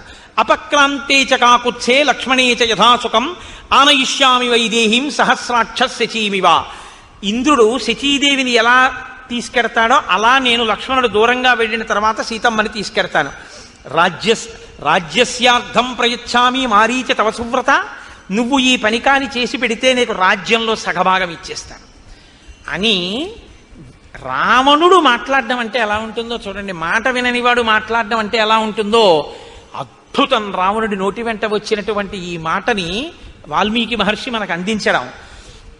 ఆసాద్యతం జీవిత సంశయస్తే మృత్యుర్ధ్రువో హ్యద్యమయా విరుధ్య ఏతద్యథావత్ ప్రతిగృహ్య బుద్ధ్యా యదత్ర పద్యం కురుతత్తదాత్వం. నేను చెప్పినటువంటి పని నువ్వు చేసి మృగం వేషంలో వెళ్ళావా, బతకచ్చు, చనిపోవచ్చు. సంశయం చనిపోవడం అన్నది. ఎందుకని? ఏమో రాముడు నీ మీద బాణం వేయకపోవచ్చు, బతికేయచ్చు. నువ్వు దూరంగా రాముడిని తీసుకెళ్ళిపోయి రాముడి కంఠాన్ని అనుకరించి హా సీత హా లక్ష్మణ అన్నాక లక్ష్మణుడు వెళ్ళిపోయాడు అనుకో, నువ్వు చచ్చిపోవాలని నేను ఎందుకు కోరుకుంటాను? సీతమ్మని అపహరించి తీసుకెళ్ళిపోతాను, పైగా బతికున్న నీకు అర్ధరాజ్యం ఇస్తాను. నువ్వు నీ చెప్పిన పని చెయ్యనన్నావు అనుకో, ఇప్పుడే చంపేస్తాను. కాబట్టి చచ్చిపోవడం ఖాయం నీకు రెండు రకాలుగా. ఒకటి నా చేతిలో అన్నా చచ్చిపోవాలి, రెండు రాముడి చేతిలో అన్నా చచ్చిపోవాలి. రాముడి చేతిలో చచ్చిపోతావా, నా చేతిలో చచ్చిపోతావా? రెండు. రాముడి దగ్గరికి వెడితే బతకచ్చేమో, ఇంతకన్నా ఇంకో మాట ఉండదు. ఎందుకో తెలుసా? రాముడి దగ్గరికి వెడితే ఇంకా జింక వేషంలో సీతమ్మ తల్లిని లోభ పెట్టడానికి వచ్చిన మృగము అని ఆయన కంఠాన్ని అనుకరించి పలికిన తరువాత ఆయన బాణం వేస్తే బతికుంటాడా? కాబట్టి ఇవ్వబడినటువంటి అవకాశం ఏమిటంటే నా చేతిలో చస్తావా, రాముడి చేతిలో చస్తావా? మారీచస్య మహాత్మనః ఏం కోరుకుంటాడు? రాముడి చేతిలో చచ్చిపోవడాన్నే కోరుకుంటాడు. చచ్చిపోవడం అన్నది ఎలాగో తథ్యం, ఈ రాముడి చేతిలో ఎందుకు చావు? కాబట్టి ఆఖరి అవకాశంగా ఇంకొక మాట చెప్పి చూస్తాను ఏమంటాడో. కాబట్టి పాపం మారీచుడు మళ్ళీ 4 మంచి మాటలు మాట్లాడడం ప్రారంభం చేశాడు. ఆ మంచి మాటలు ఏమిటో ఏదో గబగబా చెప్పేయడం నాకు ఇష్టం లేదు. ఎందుచేతనంటే మారీచుడి మాటలంటే అత్యద్భుతం ఆ మాటలు. కాబట్టి రేపటి రోజున నేను ఆ మిగిలినటువంటి మాటల్ని చెప్పి మిగిలినటువంటి కథాక్రమాన్ని రామచంద్రమూర్తి ఎంతవరకు పలికిస్తే అంతవరకు రేపటి రోజున పలికేటటువంటి ప్రయత్నం చేస్తాను. మనం పెట్టుకున్నటువంటి ఆచారాన్ని అనుసరించి ఒక 11 మాటలు రామచంద్రమూర్తి యొక్క నామాన్ని పలుకుదాం. పాహి కృష్ణాయనచు ద్రౌపది పలికినది శ్రీరామనామము. రామనామము రామనామము రమ్యమైనది రామనామము. గోచరంబగు జగము లోపల గోప్యమైనది రామనామము. రామనామము రామనామము రమ్యమైనది రామనామము. బ్రహ్మ సత్యము జగన్మిథ్యాభావమే శ్రీరామనామము. రామనామము రామనామము రమ్యమైనది రామనామము. భక్తితో భజించు వారికి ముక్తి నొసగును రామనామము. రామనామము రామనామము రమ్యమైనది రామనామము. భగవదర్పిత కర్మ పరులకు పట్టుబడు శ్రీరామనామము. రామనామము రామనామము రమ్యమైనది రామనామము. సకల జీవులలోన వెలిగే సాక్షిభూతము రామనామము. రామనామము రామనామము రమ్యమైనది రామనామము.